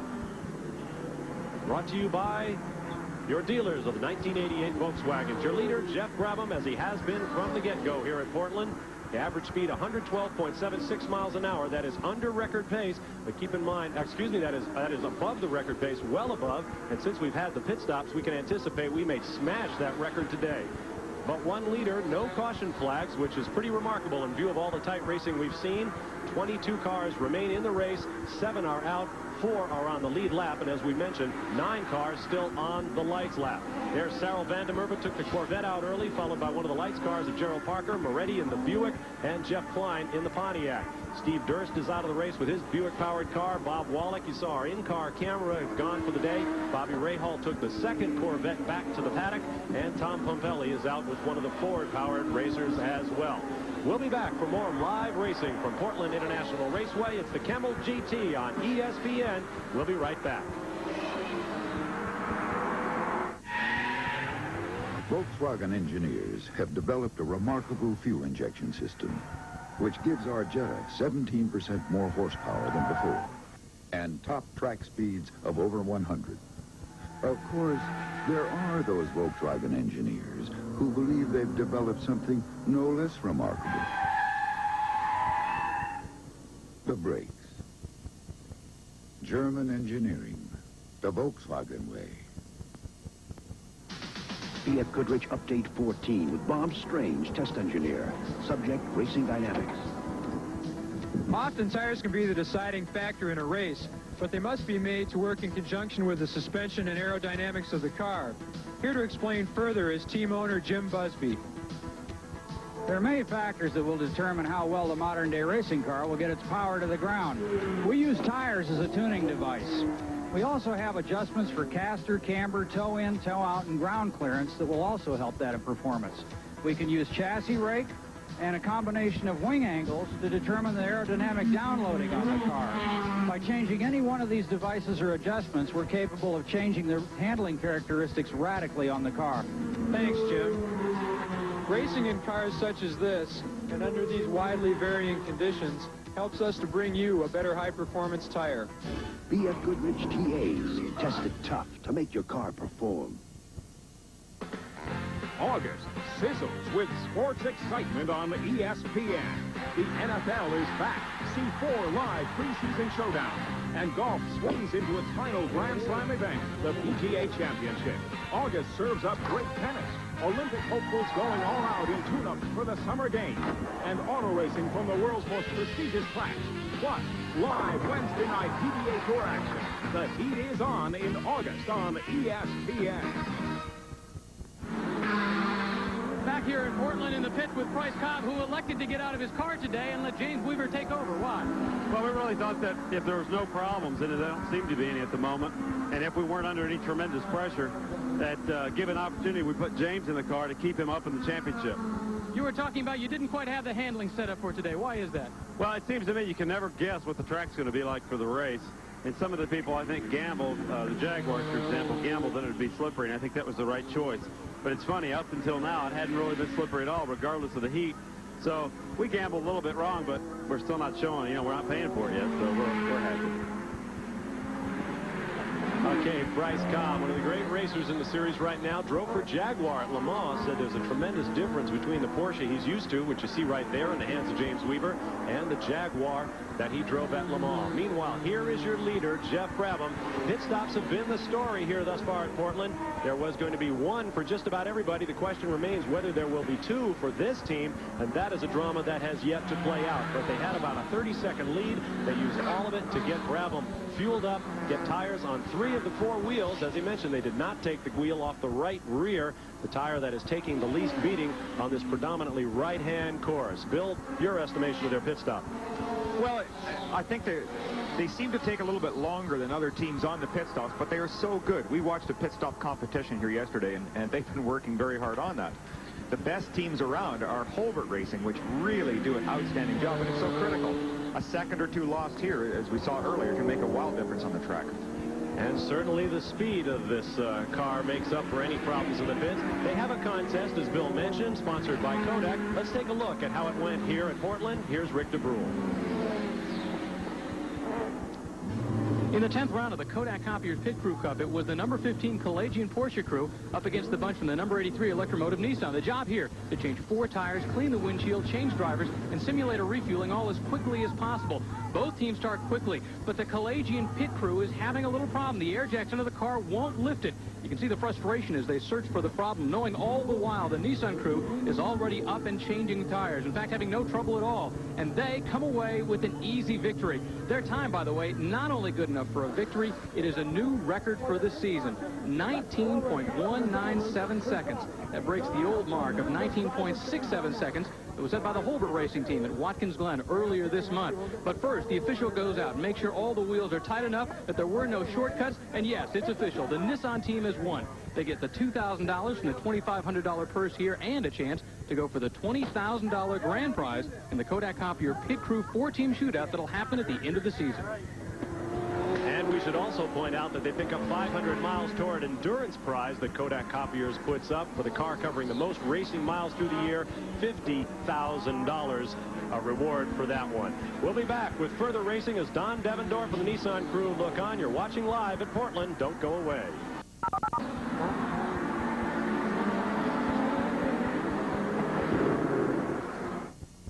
NorCal Gym has something for everyone who wants to be in shape. Personalized programs for weight loss, overall fitness, bodybuilding, and general lifting. NorCal's 8,000 square foot facility has over 100 custom machines designed with and for serious lifters. But with all that NorCal has to offer, you'll still get a great deal because there's no initiation fee. Just $30 a month or $200 yearly rate. Whether you're a beginner or a pro, you'll be welcome at NorCal Gym, 1475 Old County Road in Belmont. Bay Area baseball is Major League. Bay Area Honda dealers are Major League. The A's of the Giants' goals are to be #1 in the division. Your Honda dealer's goal is to stay #1 in import car sales with a summer sale of the import cars of the year. And your Honda dealer's inventory has been sweetened with a special factory shipment of Accord sedans and the all-new Accord coupes. Get your summer sale deal now at your Northern California Honda dealer. At Volkswagen, our engineers believe car and driver should not merely act, but interact. To them, a Volkswagen isn't a vehicle for the driver, but rather an extension of the driver. Our engineers believe the most important moving part of a Volkswagen is the one behind the wheel. German engineering, the Volkswagen way. ESPN coverage of the G.I. Joe's Grand Prix from Portland, Oregon is being brought to you by the 1988 German-engineered Volkswagens and your Volkswagen dealers. And by Budweiser, proud sponsor of the 1988 U.S. Olympic team. This Bud's for you.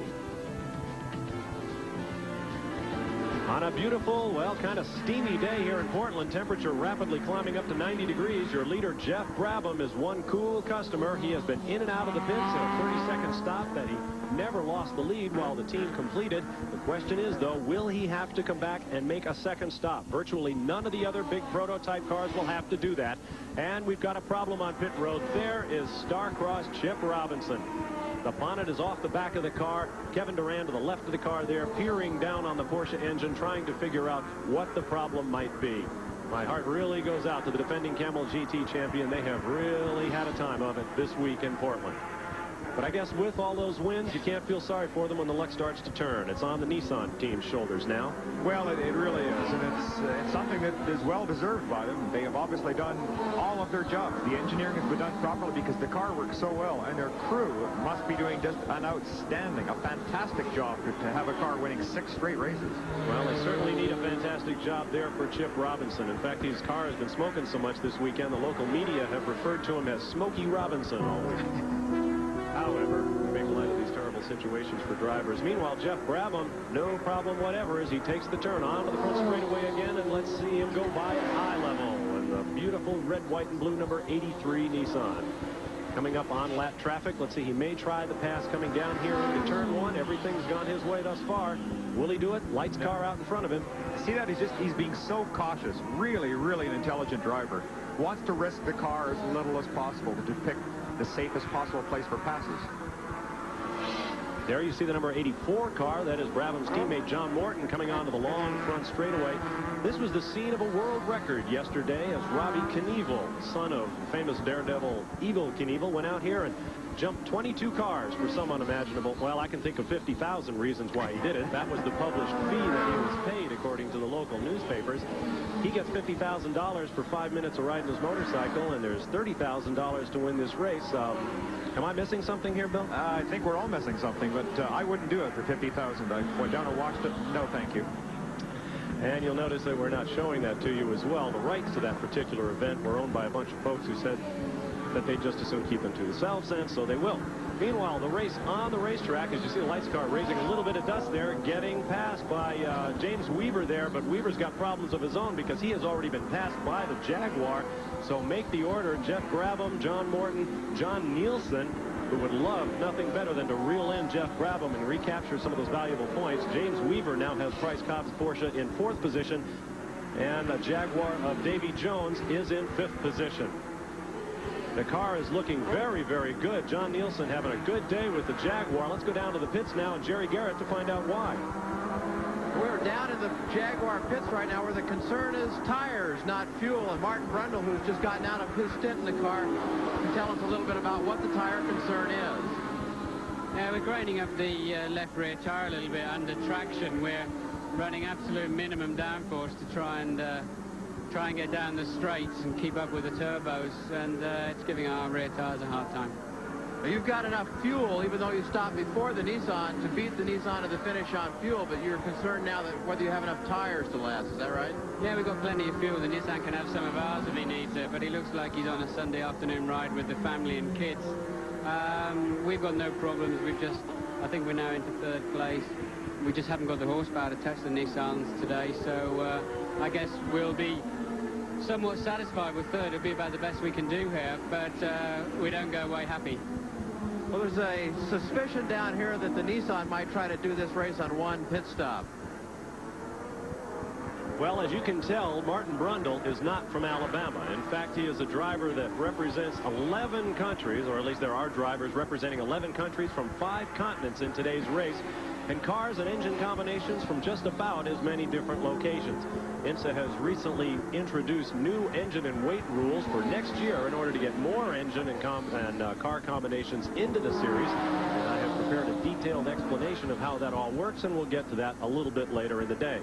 Meanwhile, you're watching as the leader, Jeff Brabham, makes his way around with a substantial lead at this point over John Morton. So it is Nissan 1-2, and Morton said yesterday to me that that would be the realization of a dream for Nissan, for them to go 1-2. And when you think about it, Bill, I guess there's no reason why they shouldn't. They've just got these cars tuned to perfection. Well, they have fought such a long battle that we spoke of it before. They had a car that initially, when it came out, looked like this, but it was a great deal of problems, and they have never, ever given up. They just keep refining and refining, and this evolutionary process kept going on. They now have an extremely solid, well-proven car. Very, very good racing machine. And that car is a bit heavier. IMSA rules recently demanded that each of the turbocharged cars add some weight to them. The Nissan put that extra weight on. It hasn't affected them much. Later on, they'll have to restrict their turbocharger a little bit in 1989. We'll see how that affects them. But I asked Don Devendorf about that. He kind of shrugged and said, well, you know, those are the rules, and we'll certainly develop our car to meet them. Right now, it looks like they've got a great jump on 1989 as Jeff Brabham leads the way. Brabham, the holder of an FIA-registered super license, which means he could go to a Formula One race and drive tomorrow if he wanted to. He said what he would like to do is drive in his home Australian Grand Prix. Meanwhile, we go back to the battle for fourth place on the racetrack. James Weaver, who has already lost third place to John Nielsen, the Jaguar, now is in danger of losing fourth place to Davy Jones out of Cortland, New York, with the headlights on behind him. See him moving up quickly. What the headlights are actually doing, he's not using this for vision himself, but it sometimes helps you going through traffic. If somebody just glances in their mirror and suddenly gets a glare of headlights, it's just like sun reflecting off a car when you're driving on the highway. You notice that car that much faster, just to help them through traffic, a little bit of safety. And coming down, Davy Jones pulls a little bit closer to James Weaver. Let's see if turn one is where he'll try to outbrake. No, can't get close enough. Davy Jones, a star of the Super V ranks, did some formula driving and open-wheeled cars in Europe. A great young American racer who was selected by the Jaguar team, specifically, I think, because he was American, and they wanted to have a strong American presence. A lot of the mechanics are Americans. A lot of the British-sounding directors of the team have lived in America for some time as Jaguar extends its world championship technology across the racing world. You see Chip Robinson back on the race course, having fixed his car, but he is well down in the pack. Jeff Brabham is your leader, and we'll be right back. Volkswagen engineers have developed a remarkable fuel injection system, which gives our Jetta 17% more horsepower than before, and top track speeds of over 100. Of course, there are those Volkswagen engineers who believe they've developed something no less remarkable. The brakes. German engineering, the Volkswagen way.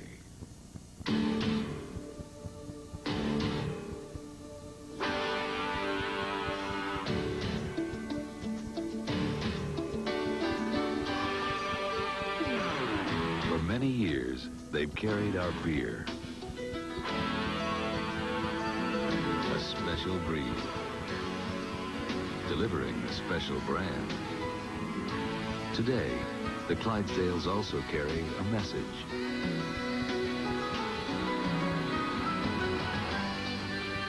One of consistency, care,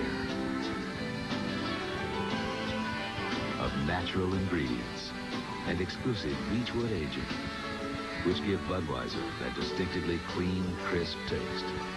The Clydesdales. Today, they carry our message of quality.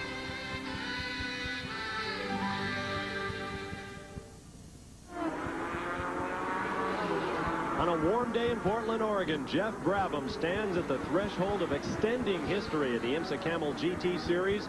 He might, and I emphasize might, win his 7th straight race in the 1988 season. A terrific effort for this great young driver from Australia, now living in Indiana. And you're watching it here live on ESPN. Bob Varsha and Bill Adam with you at our announce position. Rick DeBruhl and Jerry Garrett are on pit road. Now we go inside our Panasonic Lights car. 4th place in class is young Hiro Matsushita of Japan. There's a look outside the window as he makes his way into turn 9 and closes up quickly on a car in front of him, that out onto that long straightaway, Bill. Yeah, old Hiro's having a good time there. He's just driving very comfortably. Look at his hands on the wheel. He's not clenching it. What you tend to do when you get into a race car, your first. And now there, just watching those cars blast past, full out GTP cars. Look at the difference in speed. I think that was number 6. It is. And the 16 and 61 right there. The James Weaver Porsche, and 61 is Davy Jones in that car. That was our hero's view of the battle for 4th place on the racetrack between James Weaver out of England and Davy Jones of New York in a battle at this point won by Weaver as they get onto the twisty, slow part of the race course. But the Jaguar has been lurking back there like the big cat it's named for, and we may see Davy Jones take a shot at James Weaver before too long. Well, Weaver actually has a problem. He's got a misfire that the engine has picked up. It happened about 10 laps after he took over from Cobb. At this point, there's really not much they can do with it. They're just simply going to ride it out and see if he can last till the end. Boy, not a splendid position to be in with a tiger like Davy Jones on your tail. You saw Jones was going to take a shot to the inside of the back straight, but he was balked by a slower car. Right now, James Weaver is onto the front straightaway. Let's see what happens as Davy Jones tries to close up. It looks like he's able to do it pretty easily, Bill. Yeah, I think he is actually closing on the straight. He might take a shot under braking at the end. No, just decided not to. James got in good and deep into that corner there before he got on the brakes. But look at this. Interesting study of the two cars through that corner. Now, we were told that the Jags are using a very low downforce package. That means that they've tilted the wing as close to being flat as they can safely go to try and get that straight line speed, and yet he visibly closed up on the Porsche going through that. I wonder if that miss that we were told about by Rick DeBruhl is just in a certain part of the RPM range for James Weaver. Maybe when he's really hard on the gas at high RPM, he doesn't have as much of a problem. Either way, once again, Davy Jones shoots down the backstretch and closes up again on James Weaver. We talk about downforce in these cars. To give you an idea of what we mean, engineers tell us that these cars generate as much as 6,000 pounds of downforce with all the various airfoils and the management of the airflow over the car. That's 3 times the natural weight of the race car, so you can understand the incredible tension put on the suspensions of these full-out racing machines. Here comes Davy Jones. Yeah, and just simply a horsepower pass. That was very impressive by the Jaguar. And Weaver comes alongside it. Oh, they touch. There's contact. They touch going into 1. Round 1. But everybody keeps 4 wheels on the racetrack. I guess that's about as gentlemanly as you can get if you're still going to shake hands. That was quite good. I'm just wondering if Weaver is maybe going to come back up here. I'm sure this will probably spur James on, where he'll want to try and catch back up to Jones now. You see, Weaver has changed his line just in that one lap. We're entering the corner the previous lap. He's been going down to the middle of the track, and Jones have been going right to the outside to get as big an arc as possible through that corner. At that point, then Jones entered the middle of it.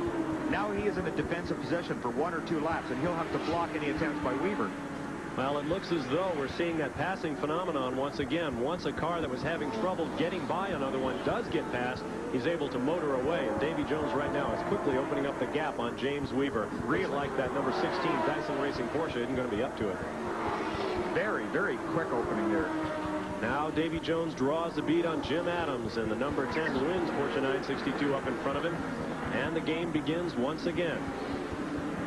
Only this time there's a new driving personality in front of him, and Jones is going to have to rethink this whole thing. Like a pitcher and a batter in baseball, if you will. 2 personalities at work. And just look at the Jaguars as going along this track. And now, this is a smooth track, and yet we can still see the car just bouncing and hopping around here. You mentioned the downforce that these cars are developing. Some of the good cars will be running spring rates of 2,000 to 3,000 pounds. Now, you can measure this, and that's how much it takes to compress the spring. A normal street car would have it in maybe 300 or 400 pounds. So you can imagine the feeling you get sitting in these seats. They're not very comfortable while you're doing it.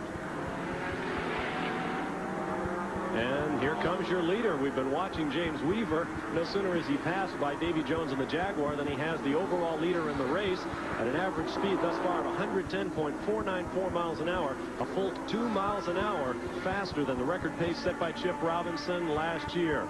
Down the front straightaway comes Jeff Brabham. One more time, there's a look at the young man. His last lap speed 111, so he indeed is going faster than his average pace thus far, not holding back. But at the back of our minds has to be the question, when will he come in for that second fuel stop, if in fact it's going to be necessary, as we think it is. For Jeff, this has been a tremendous season, just the right medicine for his ailing career. Rick DeBruhl has a closer look at Jeff. Jeff Brabham is having fun again, but then winning will do that for you. You know, it's just one of those years. You hope that it always happens, and, you know, to win the races that we've won so far this year has been a great thrill, and yes, I am having a lot of fun, yeah. It was 10 years ago that Brabham first came to the United States. It didn't take him long to win in both the old Can-Am series and Super V. He finally hit the IndyCar ranks in 1982. It seemed like that first win would be right around the corner, but it never happened. In 5 years of IndyCars, he came close a lot, but he never hit that checkered flag first. Never lost faith in myself, and you can feel down at times, you know, but you know, you just got to come around and go to the next race and still try your hardest. You know, because you're running midfield doesn't mean you're not trying hard. It just means that you haven't got the setup or you haven't got the equipment to run up front. But you still drive just as hard. You know? So when he and the Nissan won their first event this season at Road Atlanta, it was like finally breaking through. Since that race, this team has just improved so much. It's just unbelievable. And you know, the intensity's there now, and even though we've won 6 races in a row, we're still a very, very hungry race team. Where does he go from here? Well, for the time being, he's happy to win with his Nissan, but he has applied for and received an international super license. That means he could try to follow his world champion father into Formula One. Last year, I had an opportunity to drive in the Australian Grand Prix, and that's something, you know, that I've always wanted to do. And I couldn't do it because I couldn't get a license in time. So I thought, well, no, to hell with it. I'm going to apply for a license. It doesn't cost anything, and it really doesn't mean anything. But if an opportunity ever came up to run the Grand Prix in Australia or something like that, at least I could do it. And then there's always that bit of unfinished business, IndyCar. Kind of gets under my skin that I haven't won a race in IndyCars, and that still kind of eats away at me. So, you know, we're just going to have to wait and see.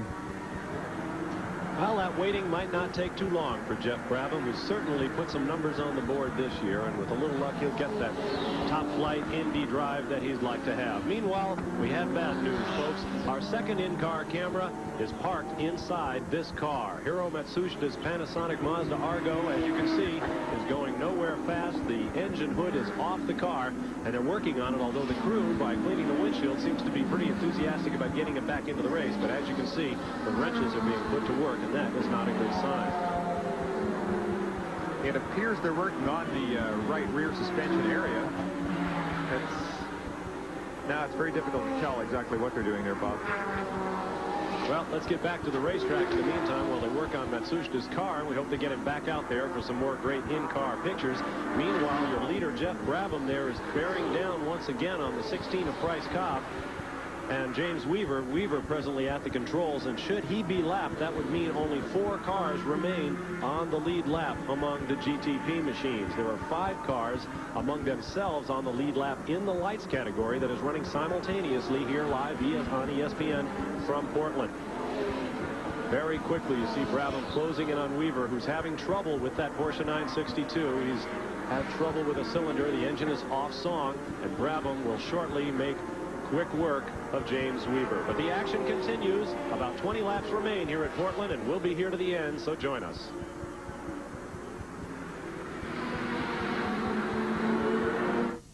At Volkswagen, our engineers believe car and driver should not merely act, but interact.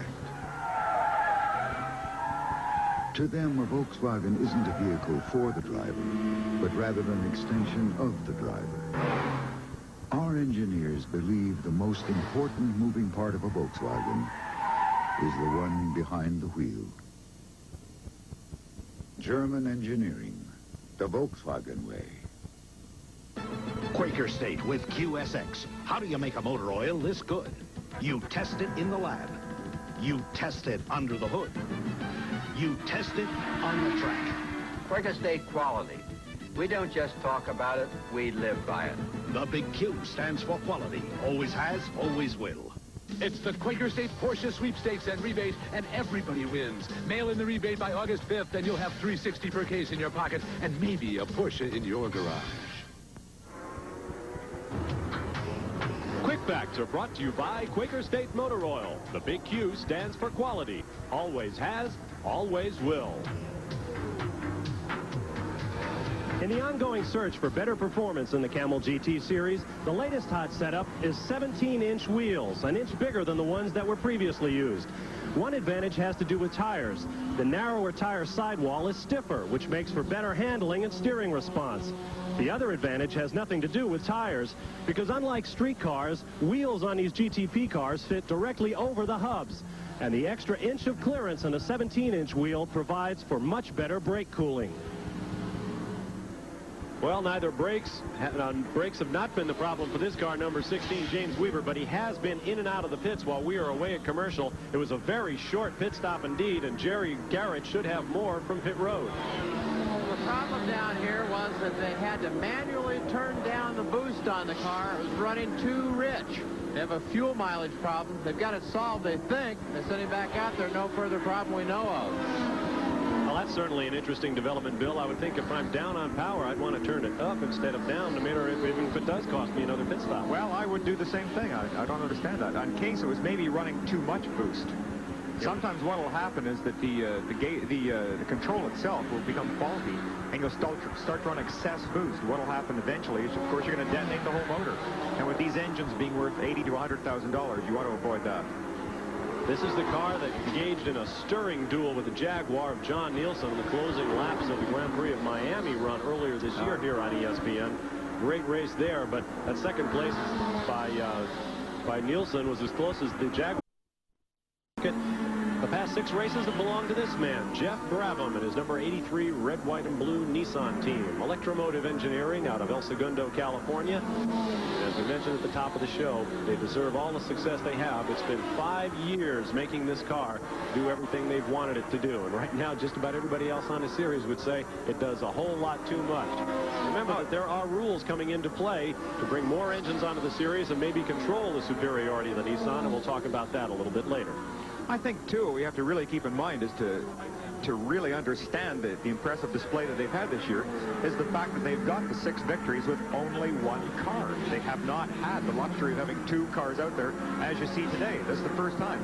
And to compete against so many other teams, your chances of having that 1 car successfully compete 5 or 6 times, amazing. Really, truly amazing what they've done.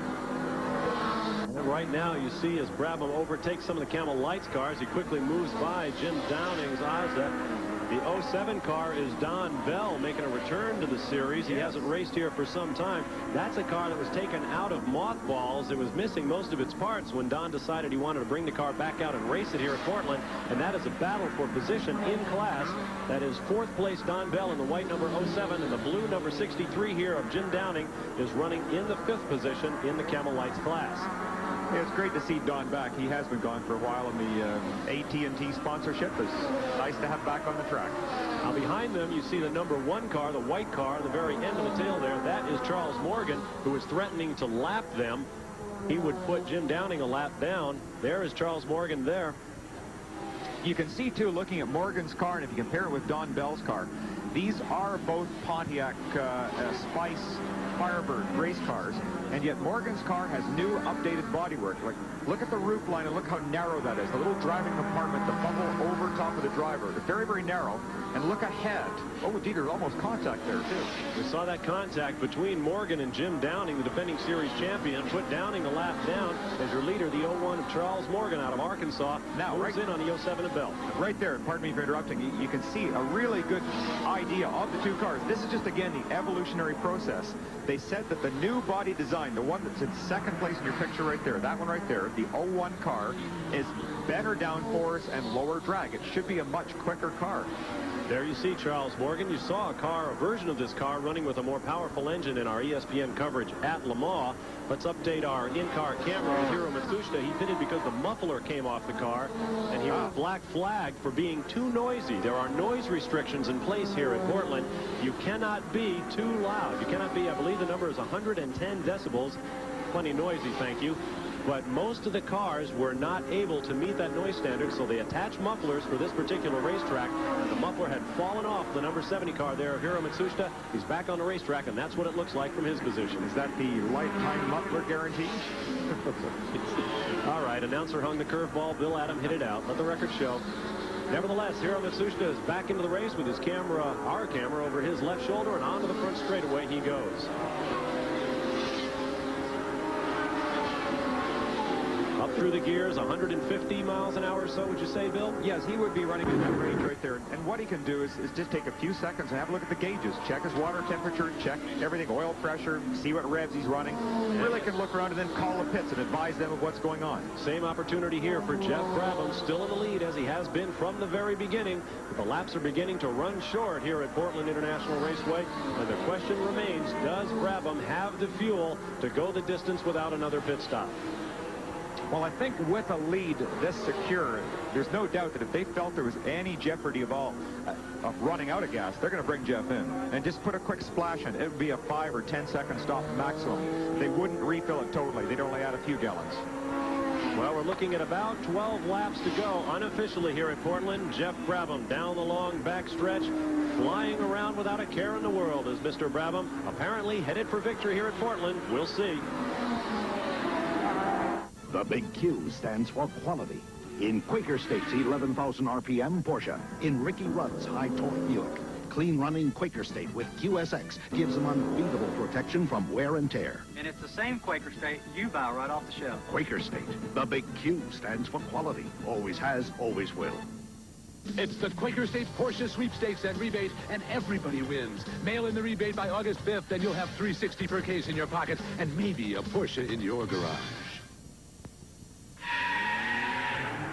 Volkswagen engineers have developed a remarkable fuel injection system, which gives our Jetta 17% more horsepower than before, and top track speeds of over 100. Of course, there are those Volkswagen engineers who believe they've developed something no less remarkable. The brakes. German engineering, the Volkswagen way. BF Goodrich Update 7 with Bob Strange, test engineer. Subject, all-weather performance tires. Did you know that there are now high-performance tires that also offer superior handling in both wet and snow? Now you don't have to compromise dry performance in order to obtain sure handling even under adverse weather conditions. Let me show you what I mean. This new all-weather Comp TA combines the construction of the Comp TA with a unique tread pattern and special tread compounds. What this gives is excellent performance under all weather conditions. Instead of changing tires twice a year, this may be the only tire that you'll ever need. Of course, you still need to pay attention to changing weather conditions and drive accordingly. For more information on high-performance all-weather tires, contact your local BF Goodrich TA specialist. BF Goodrich TAs, tested tough to make your car perform. Well, it may be 90 degrees in Portland, Oregon this summer, but it's time for NFL football once again next Sunday, live here on ESPN at 8 p.m. Eastern Time. Look for the New Orleans Saints to visit the Minnesota Vikings in our preseason coverage of NFL football. That should be a good one. Speaking only for myself, I'm ready for a little hunkering down as long as I don't have to suit up and get out there. I am too. 9 laps remaining here at Portland, and Jeff Brabham has led it from the get-go. A spectacular demonstration of driving skill and mechanical dexterity. A wonderful Nissan team threatening to put up their 7th straight Camel GT victory this year. We were talking at the start of the year about how this is going to be a tremendous Porsche Jaguar battle all year long, and it has been for second place. Well, we've been talking all day about Nissan's pit strategy. The laps are running down. If there's going to be a pit stop, it's going to happen soon. Let's find out more now from Rick DeBruhl. Kaz Kastner is Nissan's national motorsports manager. He has been keeping track of everything that's been going on here in the Nissan pit. There's been some speculation. Do you have to have a second pit stop? No, we don't have to have a stop. Were you ever planning on it? Is there any problem? This morning in warm-up, there was a little consideration, but as it is, the traffic is slowed enough to we're in pretty good shape. You've been able to conserve fuel? Sorry? You've been able to conserve fuel? Yeah. That's the word. I like Kaz Kastner a lot, but he took his interview lessons from the guys down in the Jaguar team. Don't expect a lot of words out of Kaz Kastner, but he is a very proud man, an integral part of this Nissan team, and one of the key people that stepped forward and helped Don Devendorf bring this Nissan to the pinnacle of racing perfection that they're at right now. He certainly is a very integral part, and Mr. Kastner is really a delightful man. For anybody getting the impression that he is very abrupt, he's just concentrating and probably a little bit nervous about watching his two babies out in the track there. Very outgoing man. And here is second place. You're not seeing double. That is John Morton in the sister car, the number 84 Nissan. And since the Nissans have begun their victory streak back in April at Road Atlanta, the attention has been growing. In fact, the Nissan factory representatives of the United States threw a big party a couple of weeks ago for the electromotive team because of their success on the Camel GT circuit this year. And at Road America just a couple of weeks ago, we saw Japanese news crews and magazine writers and radio crews there following the progress of, well, I wouldn't be surprised if they call it our car back in Japan right now. Give all the credit to Electromotive. With very little factory support in the early years, Don Devendorf and the crew have brought this car to where it is today. Unbeatable, it would appear, in Camel GT competition right now. It certainly does. And just it goes on, and there's been no weaknesses shown by this car at all. Down the front straightaway, around our in-car camera he goes. That's John Morton moving up now in the number 9 car of David Loring as he makes his way through the lights. There you see the number 60 Jaguar of John Nielsen running in 3rd position right now.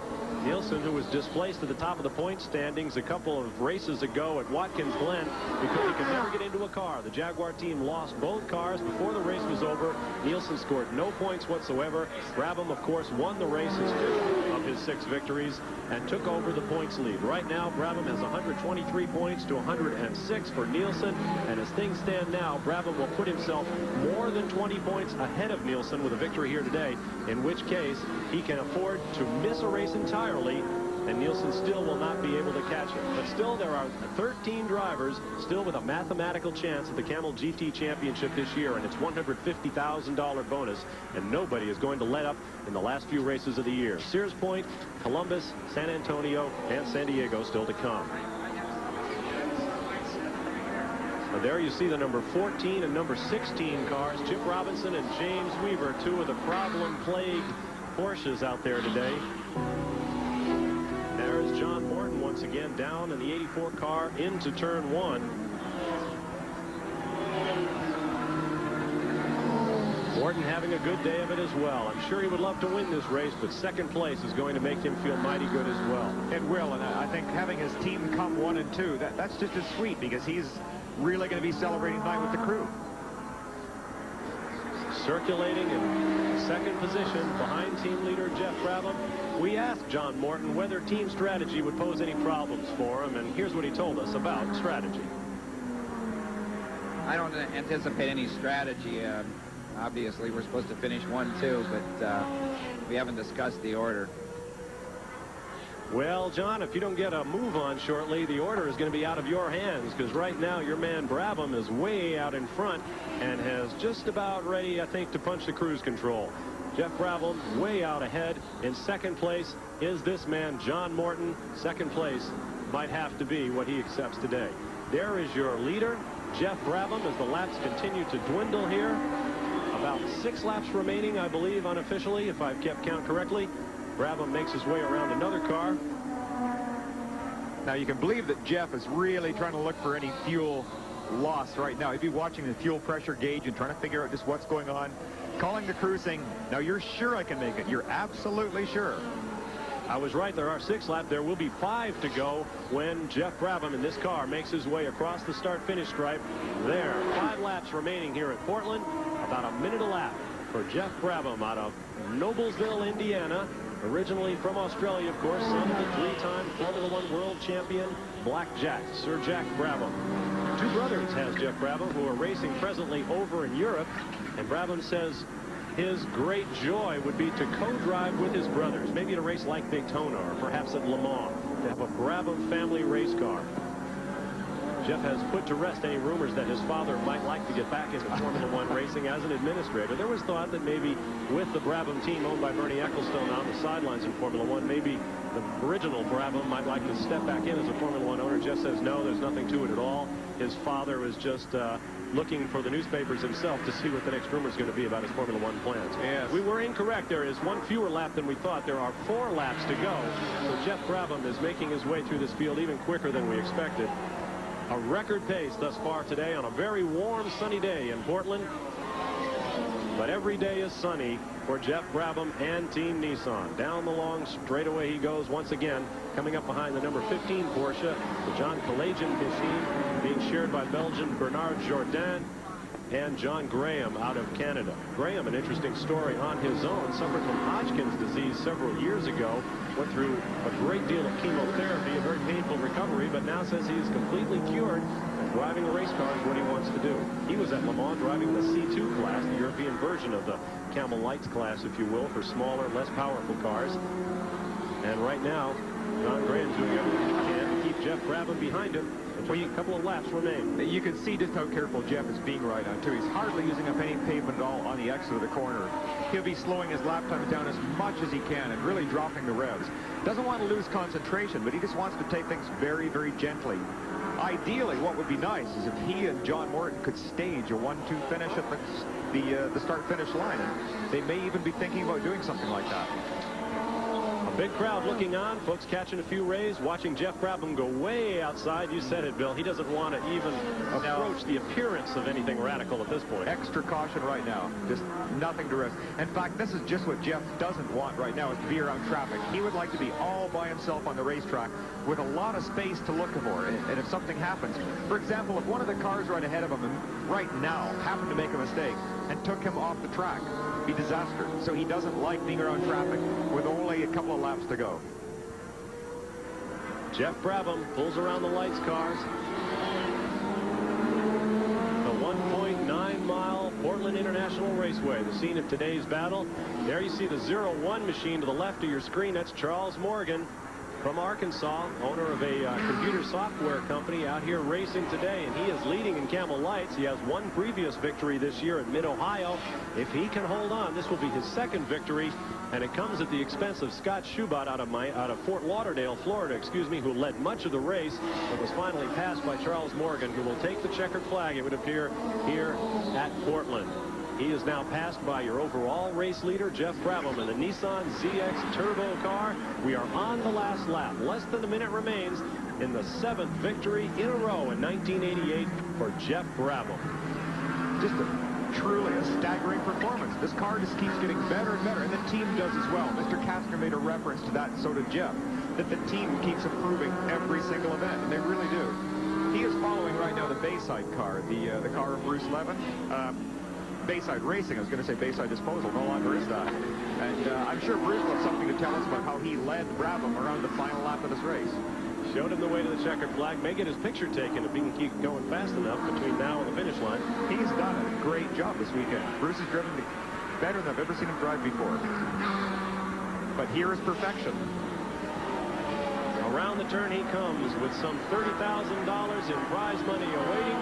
110.21 miles an hour, the average speed thus far. That would shatter the record of 108 miles an hour set last year by Chip Robinson. And the checkered flag waves for Jeff Brabham, his 7th straight victory of 1988. And behind him, there is his teammate in the number 84 Nissan, John Morton of El Segundo, California, who has driven Datsun since he began racing some 25 years ago.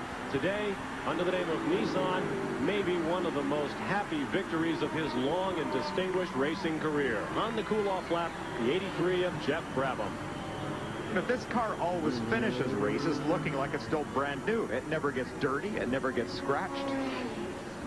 A spectacular win, a little wave for the crowd there from the blue and white helmet of Jeff Brabham. Behind him, the field forms marching order as they make their way toward victory lane, and we'll be back to meet the happy winner here at Portland after this.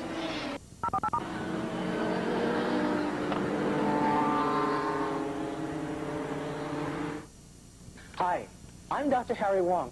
You know, people wonder why it is that chiropractic gets such good results, or why we get such good results at our own clinic. Let's take a look right now inside your body and how it works. If your spinal column becomes misaligned, it can cause headache, back pain, neck pain, arm pain, fatigue, and loss of health. Get back to health. Let Dr. Wong give you a free exam valued at $48. It includes 30 different tests. Call today. When it comes to tools for work and home, no one serves you better than Dennis's Discount Depot. Dennis's gives you what no one else will. Warehouse pricing, combined with quality products and knowledgeable service. You can choose from the largest selection of brand name, hand and power tools. Everything from drill bits to air tools and compressors. And always discount priced. Open 7 days a week. Dennis's Discount Depot. 1200 El Camino Real, San Carlos. The largest little tool store in the West. Speed. Power. More speed. If it has a motor and goes fast, you'll see it on Speed Week every Thursday night at 7:30 Eastern on ESPN. At Volkswagen, our engineers believe car and driver should not merely act, but interact. To them, a Volkswagen isn't a vehicle for the driver, but rather an extension of the driver. Our engineers believe the most important moving part of a Volkswagen is the one behind the wheel. German engineering, the Volkswagen way. Back live at Portland International Raceway, where the winner of the G.I. Joe's Camel Grand Prix, Jeff Brabham, is getting tidied up here for Victory Circle. And Jeff, it took a few years to do, but you finally brought this track to its knees. Well, it really did. It was kind of very nervous there at the end there, and but the car just ran fantastic. I don't think I've ever driven such a good car in a race. It was just, the Nissan was just fantastic, and the guys did another fantastic job, and I'm just very, very happy. You have been spending the last few months demoralizing the competition, but I guess today must have been the most demoralizing defeat for them so far. Well, you know, racing's a funny game. Just because we win today doesn't mean we're going to win tomorrow, and we're working very hard for this, and, you know, we're so far so good, but we're not getting overconfident, that's for sure. Were there any concerns for you today at all? I mean, it just looked like you turned the thing on at the green flag and turned it off at the checkered flag. Well, the car ran very well. Mechanically, absolutely no problems whatsoever, and everybody, you know, was very good as regards to letting us through, and you know, the Camel Lights all did a very good job. And I really think that Goodyear really deserve a lot of credit, because they came out with a new tire for us for this race, and I think that made a lot of difference around here. The one hope that your opposition had today was that you might have to make a second stop for fuel. That didn't materialize. How close was it? Well, it was pretty close, but we knew going in the race we'd be okay. And, you know, some tracks we have a lot of problems, and other tracks we have no problems. So this is one that we didn't have a problem with.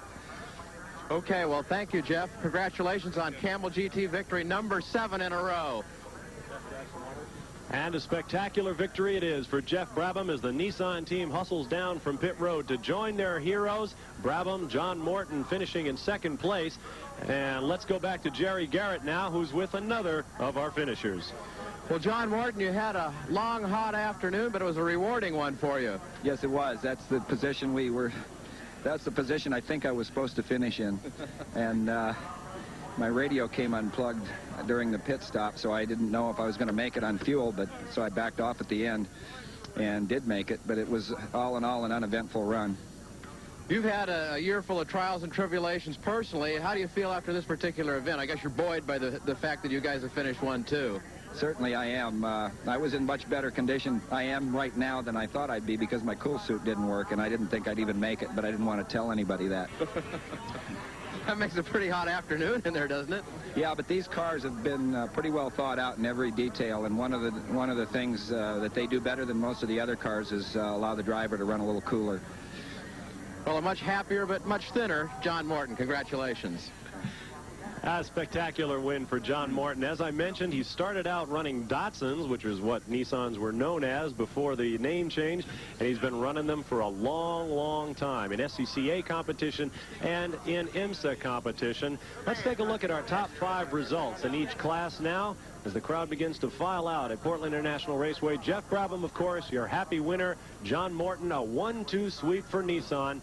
In third position, John Nielsen doing all he could in the Jaguar. Behind him, his teammate, Davy Jones from Cortland, New York, and James Weaver, who brought that crippled Porsche 962 home after sharing with Bryce Cobb. Camel Lights, Charlie Morgan, your winner after Scott Schubert led most of the way. Tom Hessard will keep his points lead as a result of his third-place finish. We'll be right back to Portland. No matter how Dodge makes it look, winning ain't easy. Off the road, the land is mean. The ultimate test of man and machine, so we take on the dust, we take on the heat, just trying to prove that Dodge can't be beat. And if winning was easy, why run the race? Can't be number one if you don't set the pace. At Dodge we know there's only one first place. If winning was easy, it wouldn't be a race. If you're looking for winning performance, it's gotta be a Dodge. Why is NTW so driven to give you the right tire, put on the right way, to help you maneuver properly, to deal with sudden stops, and handle the worst the road has to offer? But the most important reason we're so driven has to do with much more than roads, weather, or even tires. Hurry, Mommy, hurry! Come on, honey, under the umbrella. That's right. Hurry up. Introducing Kodacolor Gold 100. I see your true colors shining through.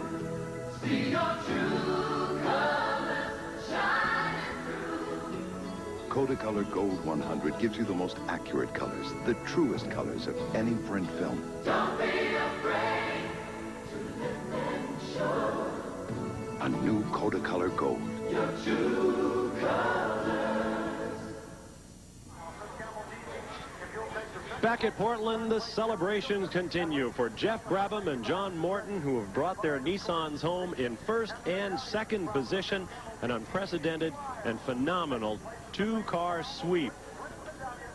In third place was John Nielsen. A good day for Jaguar, all things considered, and we'll be talking a little bit more about the weight and engine restrictions that are going to be placed on all of the cars next year in order to perhaps counter the superiority of the Nissan team thus far this year.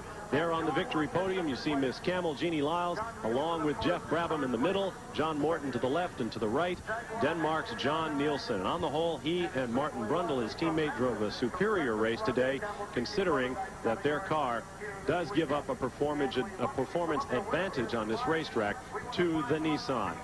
The Camel Lights winner for the day, Charles Morgan, is standing by now with Jerry Garrett. Well, Charles, congratulations. How'd your race go today?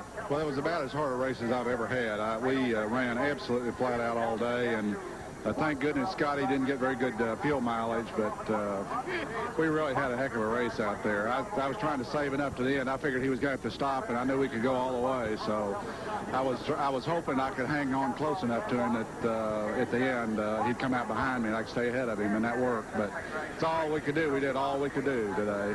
I want my crew to do an incredible job. Our car's been crashed out of the race 2 times the last 2 weekends leading the race, and so this was a heck of a thing for the crew who spent an awful lot of time working on their car. You went into the race really not knowing what to expect.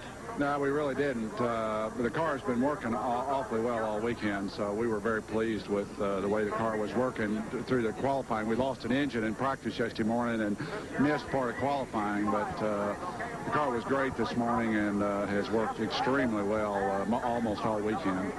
Congratulations on a hard-earned victory. It was hard-earned. Thanks a lot. Can you tell Charles Morgan is from Arkansas?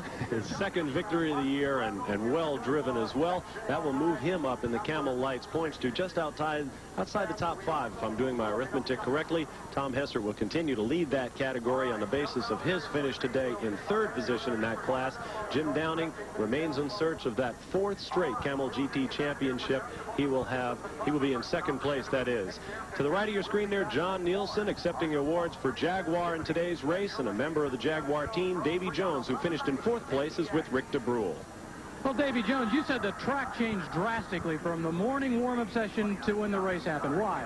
I just think they had the 3-hour Firehawk race yesterday, and this morning they high-pressured hose washed the circuit down, and in the warm-up the track was magic. We were setting some very fast times, and I think with the GTO and GTU race and then our race in the heat of the day, just with the rubber that we're laying down, it gets very, very slippery through the corners, and the tires just lose grip. So we're sliding and just having a lot of fun out there. Obviously, the domination has continued. Nissan has won again. Do you think they need to make an actual mid-course change, something to sort of slow them down and help you guys? Well, you know, the Castro Jaguar team, we did everything we possibly could do with our pit stops, drivers, you know. We drove absolutely as hard as we can. It's a sprint race, and we finished second and third, and Nissan was first and second. So you tell us. You saw the race. We did the best we could do. Do you lobby for it, though? Do you actually go to IMSA and say, hey, we've got to do something to equalize this? Well, it's up to IMSA. I mean, they make the rules. We can't, you know, we're here to compete in the series, and we're competition, but, you know, we can't change the rules. It's up to them.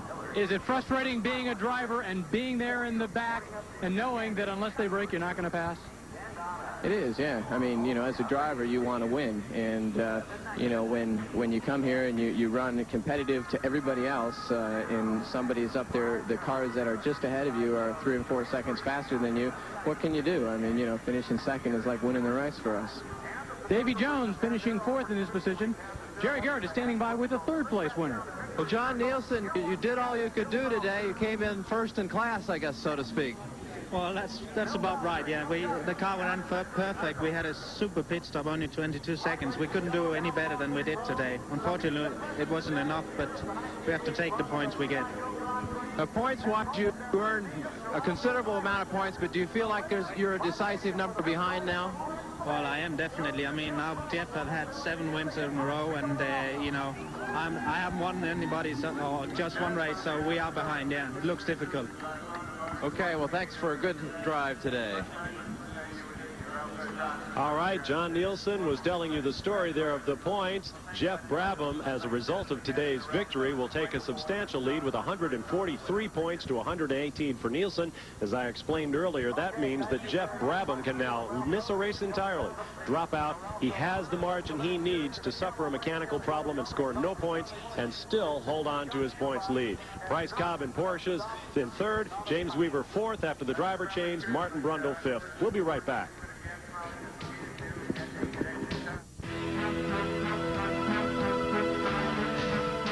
A tradition of horsepower. This is IROC, the International Race of Champions. 12 world champion drivers in 12 identically prepared Z28 Camaros. It's being sponsored by the King of Beards. And when it's over, everyone will know who's king of the road.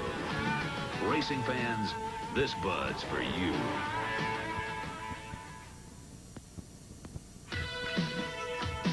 If you're looking for the only sports car in the world that gives you the superior traction of front-wheel drive, a competition suspension, and an unbeatable 770 protection plan, then look no further. It's gotta be the intercooled, turbocharged Dodge Daytona Shelby Z. Now save up to $14.40 with cash back and package discounts on selected Dodge cars in stock. ESPN is your ticket to NFL Sunday night action when the best go head-to-head. ESPN brings you 13 exciting NFL matchups. Each Sunday night of the season, see the greatest plays of every game on NFL Primetime, football's finest hour. Joe Theismann joins ESPN's acclaimed NFL coverage when the Saints and Vikings go head-to-head August 7th at 8 Eastern. Live NFL Sunday Night Football on ESPN. Back live at Portland, Oregon, where Jeff Brabham led all 97 laps of today's race. There were no lead changes, no full course cautions, 9 cars out of the race of the 28 that started.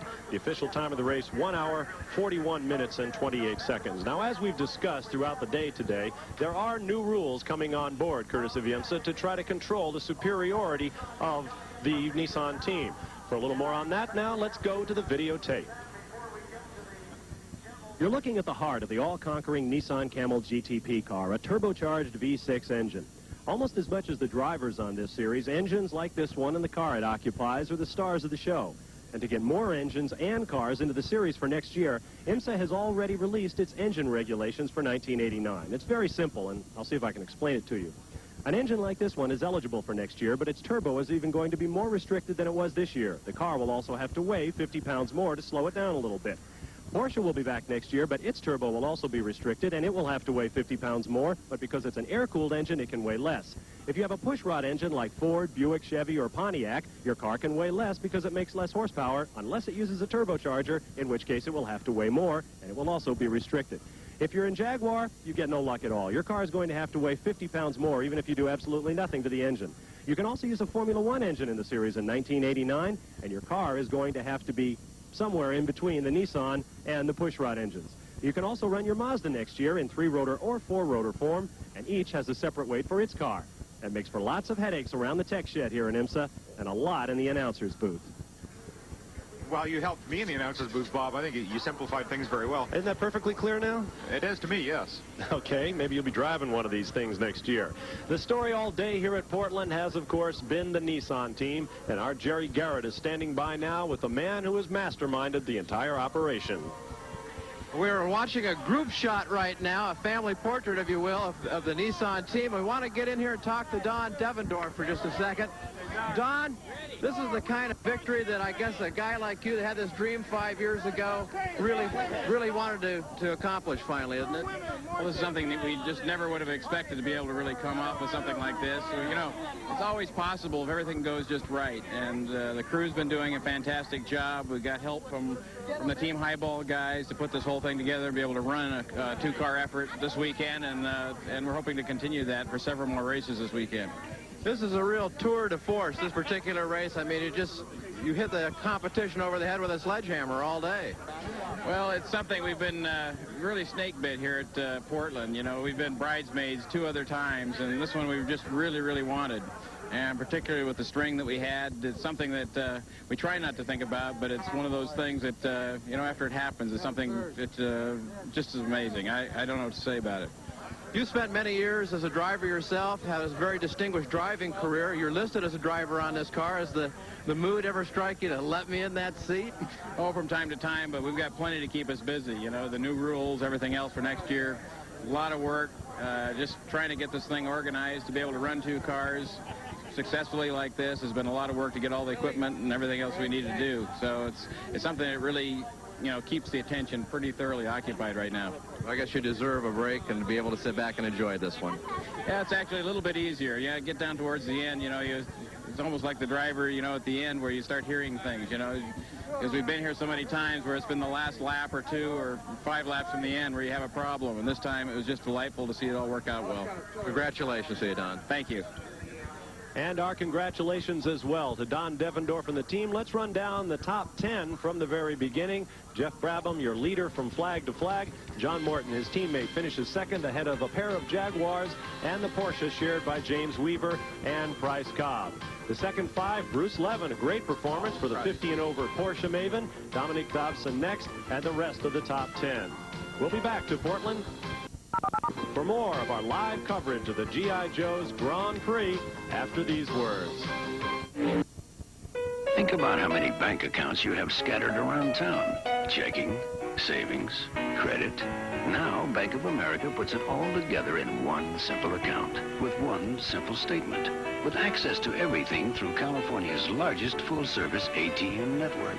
Introducing the Alpha account from B of A. Because if your bank's really on the ball, it should simplify your life, not complicate it. Alpha, new from B of A. Banking's never been easier. Toyota's really big sales event is really big. And like these sporty Toyota Celicas, it's also going fast. Oh, nice wheels. And so now's the time to see your Toyota dealer and get the lowdown. Special option packages could save you more than ever on Celicas. So get out of your seat and get going. Really big deals, really big selection. Toyota's really big sales event is on now. Let's cruise. Dodge Shadow ES. When you look at its 60 standard features, its turbocharged engine, its 770 protection plan, when you consider the fact that the Shadow ES is a better value, almost $700 less than the Chevy Cavalier C24, you'll agree, when it comes to outstanding value, it's gotta be a Dodge. Now save up to $14.40 with cash back and package discounts on selected Dodge cars in stock. Bob Strange, B.F. Goodrich test engineer. All week long, I test tires. But on weekends, I drive race cars. In some ways, tire testing is just as tough.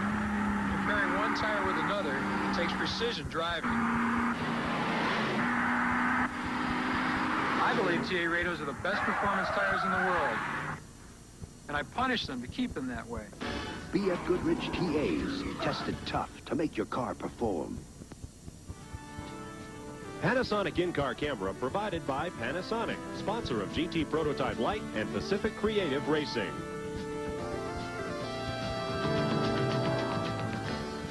Well, it's been a spectacular, sunny, and festive day as we started out this program by telling you another great day for Jeff Brabham, John Morton, and the Nissan team with a 1-2 finish here in the G.I. Joe's Grand Prix at Portland. The race today has also had a spectacular impact on manufacturers' points thus far this year. Coming in, Porsche held a narrow lead over Nissan, but that has now been reversed. Nissan takes the lead, 143 points to 137 for Porsche. Jaguar holding firm at 123 points thus far this year.